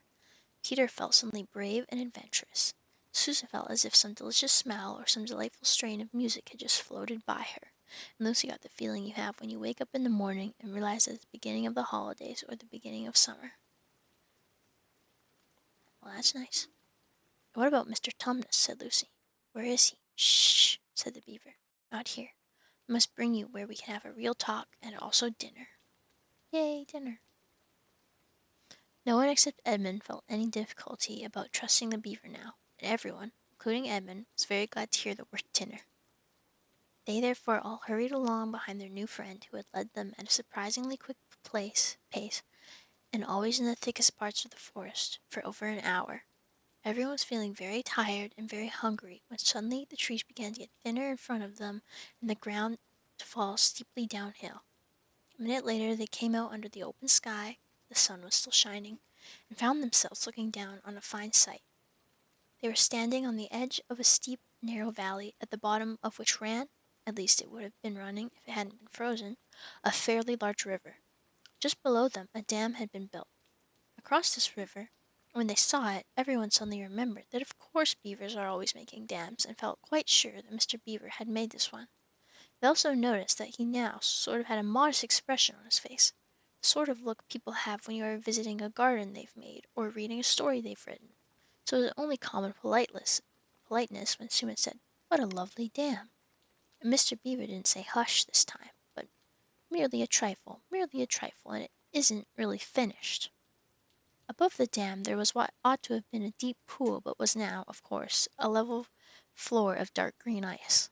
And below the dam, much lower down, was more ice. But instead of being smooth, this was all frozen into the foamy and wavy shapes in which the water had been rushing along at the very moment when the frost came.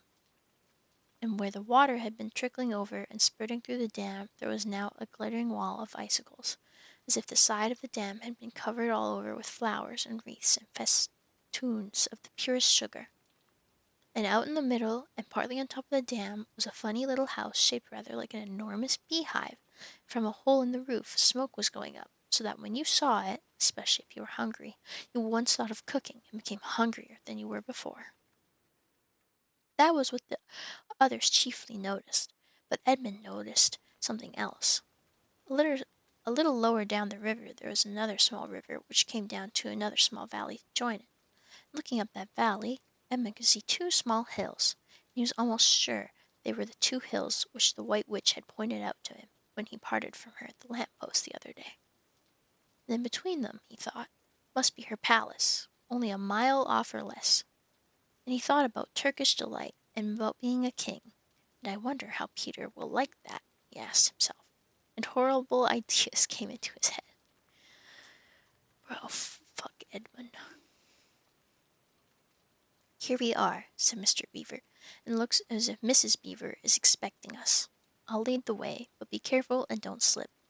I like how their names are Mr. and Mrs. Beaver." The top of the dam was wide enough to walk on, though not, for humans, a very nice place to walk because it was covered with ice, and though the frozen pool was level with it on one side, there was a nasty drop to the lower river on the other. Along this route, Mr. Beaver led them in a single file right out to the middle, where they could look a long way up the river and a long way down it. And when they had reached the middle, they were at the door of the house. "Here we are, Mrs. Beaver," said Mr. Beaver. "I found them. Here are the sons and daughters of Adam and Eve." And they all went in. First thing Lucy noticed as she went in was a burring sound, and the first thing she saw was a kind-looking old she-beaver sitting in the corner with a thread in her mouth, working busily at her sewing machine. And it was from it that the sound came. She stopped her work and got up as soon as the children came in. "So you've come at last," she said, holding out her wrinkled old paws. "At last! To think that ever I should live to see this day. The potatoes are all boiling, and the kettle's singing, and I dare say, Mr. Beaver, you'll get us some fish." "That I will," said Mr. Beaver, and he went out of the house. Peter went with him, and across the ice of the deep pool to where he had a little hole in the ice which he kept open every day with his hatchet. He took a pail with them. Mr. Beaver sat down quietly at the edge of the hole. He didn't seem to mind it being so chilly, looked hard into it, then suddenly shot in his paw, and before you could say Jack Robinson had whisked out a beautiful trout. And he did it all over again until they had a fine catch of fish. Meanwhile, the girls were helping Mrs. Beaver to fill the kettle and lay the table, and cut the bread, and put the plates in the oven to heat, and draw a huge jug of beer for Mr. Beaver from a barrel which stood in one corner of the house, and to put on the frying pan and get the dripping hot. I would choke Slim Edmund through a steel table. Please do. I would pay you to do that. Lucy thought the beavers had a very snug little home, though it was not at all like Mr. Tumnus's cave. There were no books or pictures, and instead of beds there were bunks, like on a board ship, built into the wall. There were hams and strings of onions hanging from the roof, and against the walls were gumboots and oilskins and hatchets, and a pair of shears and spades and trowels and things for carrying mortar in, and fishing rods and fishing nets and sacks. And the cloth on the table, though very clean, was very rough. Just as the frying pan was nicely hissing, Peter and Mr. Beaver came in with the fish which Mr. Beaver had already opened with his knife and cleaned out in the open air. You can think of how good the new caught fish smelled where they were frying, and how the hungry children longed for them to be done, and how very much hungrier still they had become before Mr. Beaver said, "Now we're nearly ready." Susan drained the potatoes and then put them all back in the empty pot to dry on the side of the range, while Lucy was helping Mrs. Beaver to dish up the trout, so that in a very few minutes everyone was drawing up their stools.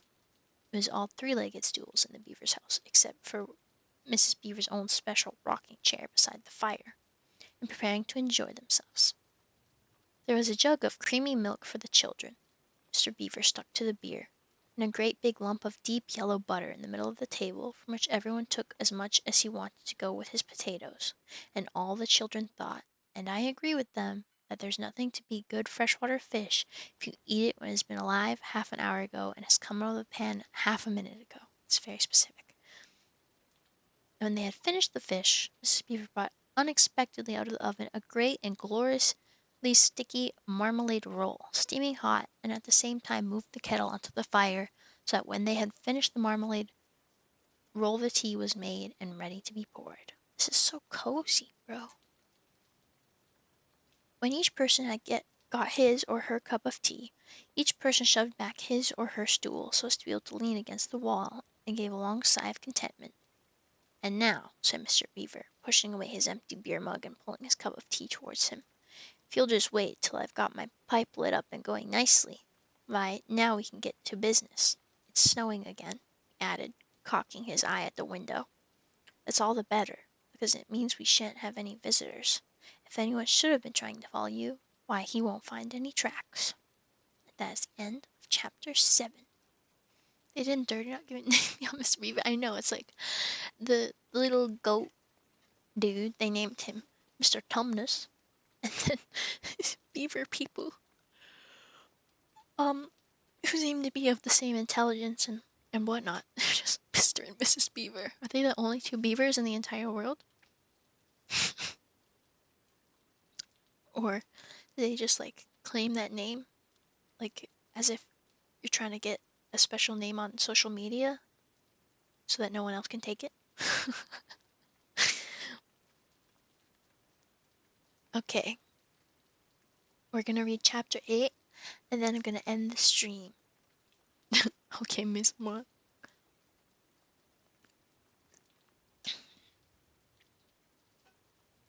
My name is Miss Moth, and every other person with Moth in their name is stealing my name, and it's copyright infringement. Hi, Luna. Is you sleepy? Yeah, late, isn't it? She wants pets. Intermission to give the dog pets. Ooh, smack that dog. Smack that dog. Oh, yeah, Luna. Oh, don't knock my controller off the desk. Be careful. Oh, sweet baby Luna. Oh, no. We'll be done soon, okay? Smack that dog. Okay.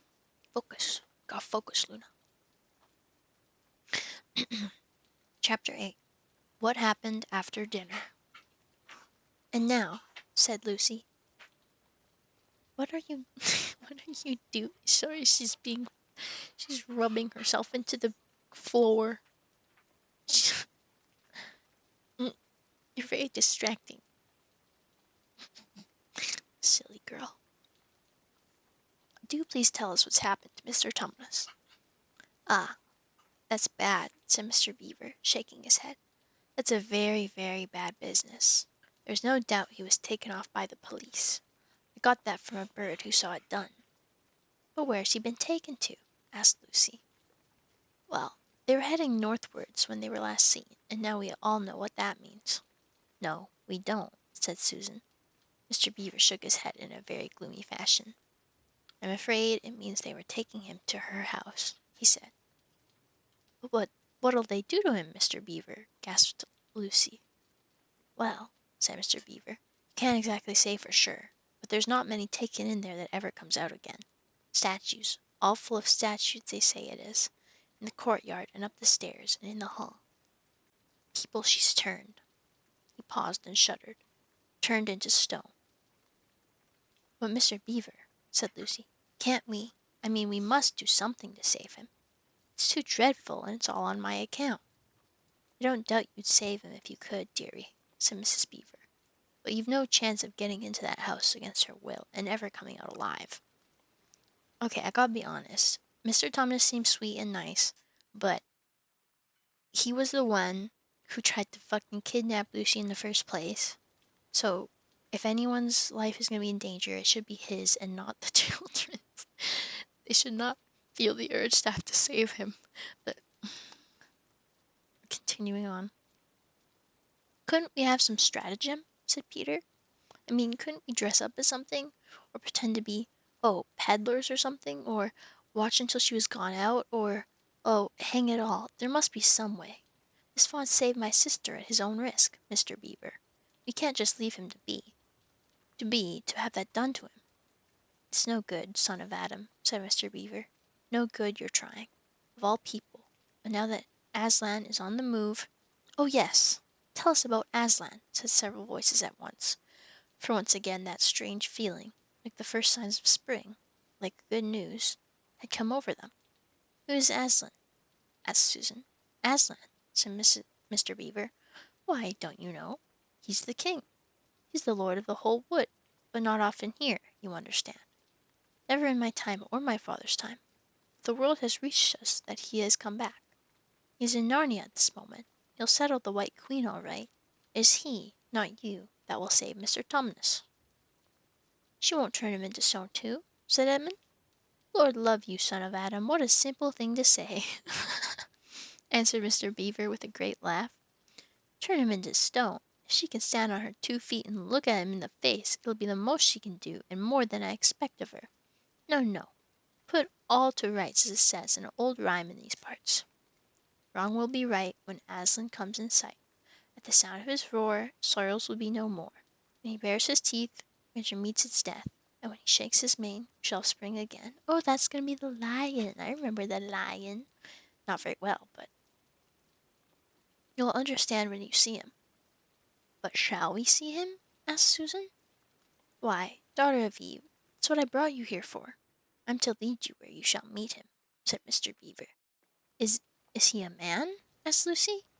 Aslan a man, said Mr. Beaver sternly. Certainly not. I tell you he is the king of the wood and the son of the great emperor beyond the sea. Do you know who is the king of beasts? Aslan is a lion. The great lion. Oh, said Susan. I thought he was a man. Is he quite safe? I shall feel rather nervous about meeting a lion. That you will, dearie, and no mistake, said Mrs. Beaver. If there's anyone who can appear before Aslan without their knees knocking, they're either braver than most, or else just silly. Then he isn't safe, said Lucy. Safe, said Mr. Beaver. Don't you hear what Mrs. Beaver tells you? Who said anything about safe? Of course he isn't safe. But he's good. He's the king, I tell you. I'm longing to see him, said Peter. Even I do feel frightened when it comes to that point. That's right, son of Adam, said Mr. Beaver, bringing his paws down on the table with a crash that made all the cups and saucers rattle. And so you shall. Word has been sent that you are to meet him, tomorrow if you can, at the stone table. Where's that? Said Lucy. I'll show you, said Mr. Beaver. It's down the river, a good step from here. I'll take you to it. But meanwhile, what about poor Mr. Tumnus? Said Lucy. The quickest way you can help him is by going to meet Aslan, said Mr. Beaver. Once he's with us, then we can begin doing things. Not that we don't need you too, for that's another of the old rhymes. When Adam's flesh and Adam's bone set Paravel enthroned, the evil time will be over and done. So things must be drawing near their end now he's come, and you've come. Oh my God, it's confusing. So things must be drawing their end now that he's come and you've come. We've heard of Aslan coming into these parts before, long ago, nobody can say when. There's never been any of your race here before. That's what I don't understand, Mr. Beaver, said Peter. I mean, isn't the witch herself human? She'd like us but to believe it, said Mr. Beaver, and it's on that she bases her claim to be a queen. But she's no daughter of Eve. She comes of your father's Adam's, here Mr. Beaver bowed, your father Adam's first wife. Her they called Lilith. She was one of the Jinn. She's a Jinn. I only know that from Phasmophobia. That's what she comes from on one side, and the other she comes from of the giants. No, no, there isn't a drop of real human blood in the witch. That's why she's all bad, though, Mr. Beaver, said Mrs. Beaver. True enough, Mrs. Beaver, replied he. There may be two views about humans, meaning no offense to the present company, but there's no two views about things that look like humans and aren't. I've known good dwarfs, said Mrs. Beaver. So have I, now you come to speak of it, said her husband. But precious few, and they're the ones least like men. So true. This is so real. But in general, take my advice. When you meet anything that's going to be a human and isn't yet, or used to be human once and isn't now, or ought to be human and isn't, keep your eyes on it and feel for your hatchet. That's why the witch is always on the lookout for any humans in Narnia. She's been watching for you this many a year. And if she knew there were 4 of you, she'd be more dangerous still. What's that to do with it? Asked Peter. Because of another prophecy, said Mr. Beaver. Down at Cair Paravel, there's a castle on the sea-coast down at the mouth of this river, which ought to be the capital of the whole country, if all was as it should be. Down at Cair Paravel there are 4 thrones, and it's saying in Narnia time out of mind that when 2 sons of Adam and 2 daughters of Eve sit in those 4 thrones, that it will be the end not only of the White Witch's reign, but of her life. And that is why we had to be so cautious as we came along, for if she knew about you, your lives wouldn't be worth a shake of my whiskers. Uh-oh. Uh-oh. All the children had been attending so hard to what Mr. Beaver was telling them that they had noticed nothing else for a long time. That during the moment of silence that followed his last remark, Lucy suddenly said, I say, where's Edmund? There was a dreadful pause, and then everyone began asking, who saw him last? How long has he been missing? Is he outside? And then all rushed to the door and looked out.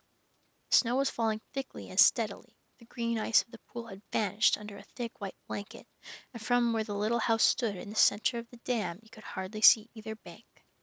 Out they went, plunging well over their ankles into the soft new snow, and went round the house in every direction. Edmund, Edmund, they called till their voices were hoarse. But the silently falling snow seemed to muffle their voices, and there was not even an echo in answer. I'm not gonna lie, I don't think anything in the book has reached into my brain and stayed there. All of it went into one ear out the other. I understand that completely. It's not the end of the chapter yet, by the way, but it's probably coming close. Yeah, okay. But yeah, when I have auditory processing disorder, so when people give me like verbal instructions or something like that, I can't retain the information. So don't worry at all. I remember a name Adam, that's it. It's not even a character in the book yet. How perfectly dreadful, said Susan, as they last came back in despair. Oh, how I wish we'd never come. What on earth are we to do, Mr. Beaver? Said Peter. Do? Said Mr. Beaver, who was already putting on his snow boots. Do? We must be off at once. We haven't a moment to spare.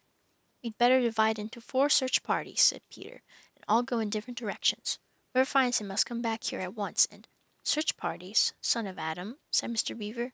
What for? Why, to look for Edmund, of course. There's no point in looking for him, said Mr. Beaver. What do you mean? Said Susan. He can't be far away yet. We've got to find him. What do you mean when you say there's no use looking for him? The reason there's no use looking, said Mr. Beaver, is that we know already where he's gone. Everyone stared in amazement. Don't you understand? Said Mr. Beaver.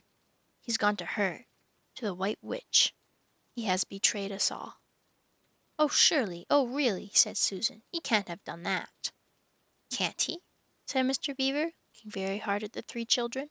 And everything they wanted to say died on their lips, for each felt suddenly quite certain inside that this was exactly what Edmund had done. Wait, there's no Adam? No. No. They've said Adam as in, Adam and Eve's prophecy or their children, but they're not like actual characters. They're like godly, old legend, folklore type stuff. I think I could have auditory something too, like actually, because I've never been able to listen to a book and understand. Yeah, it's very possible.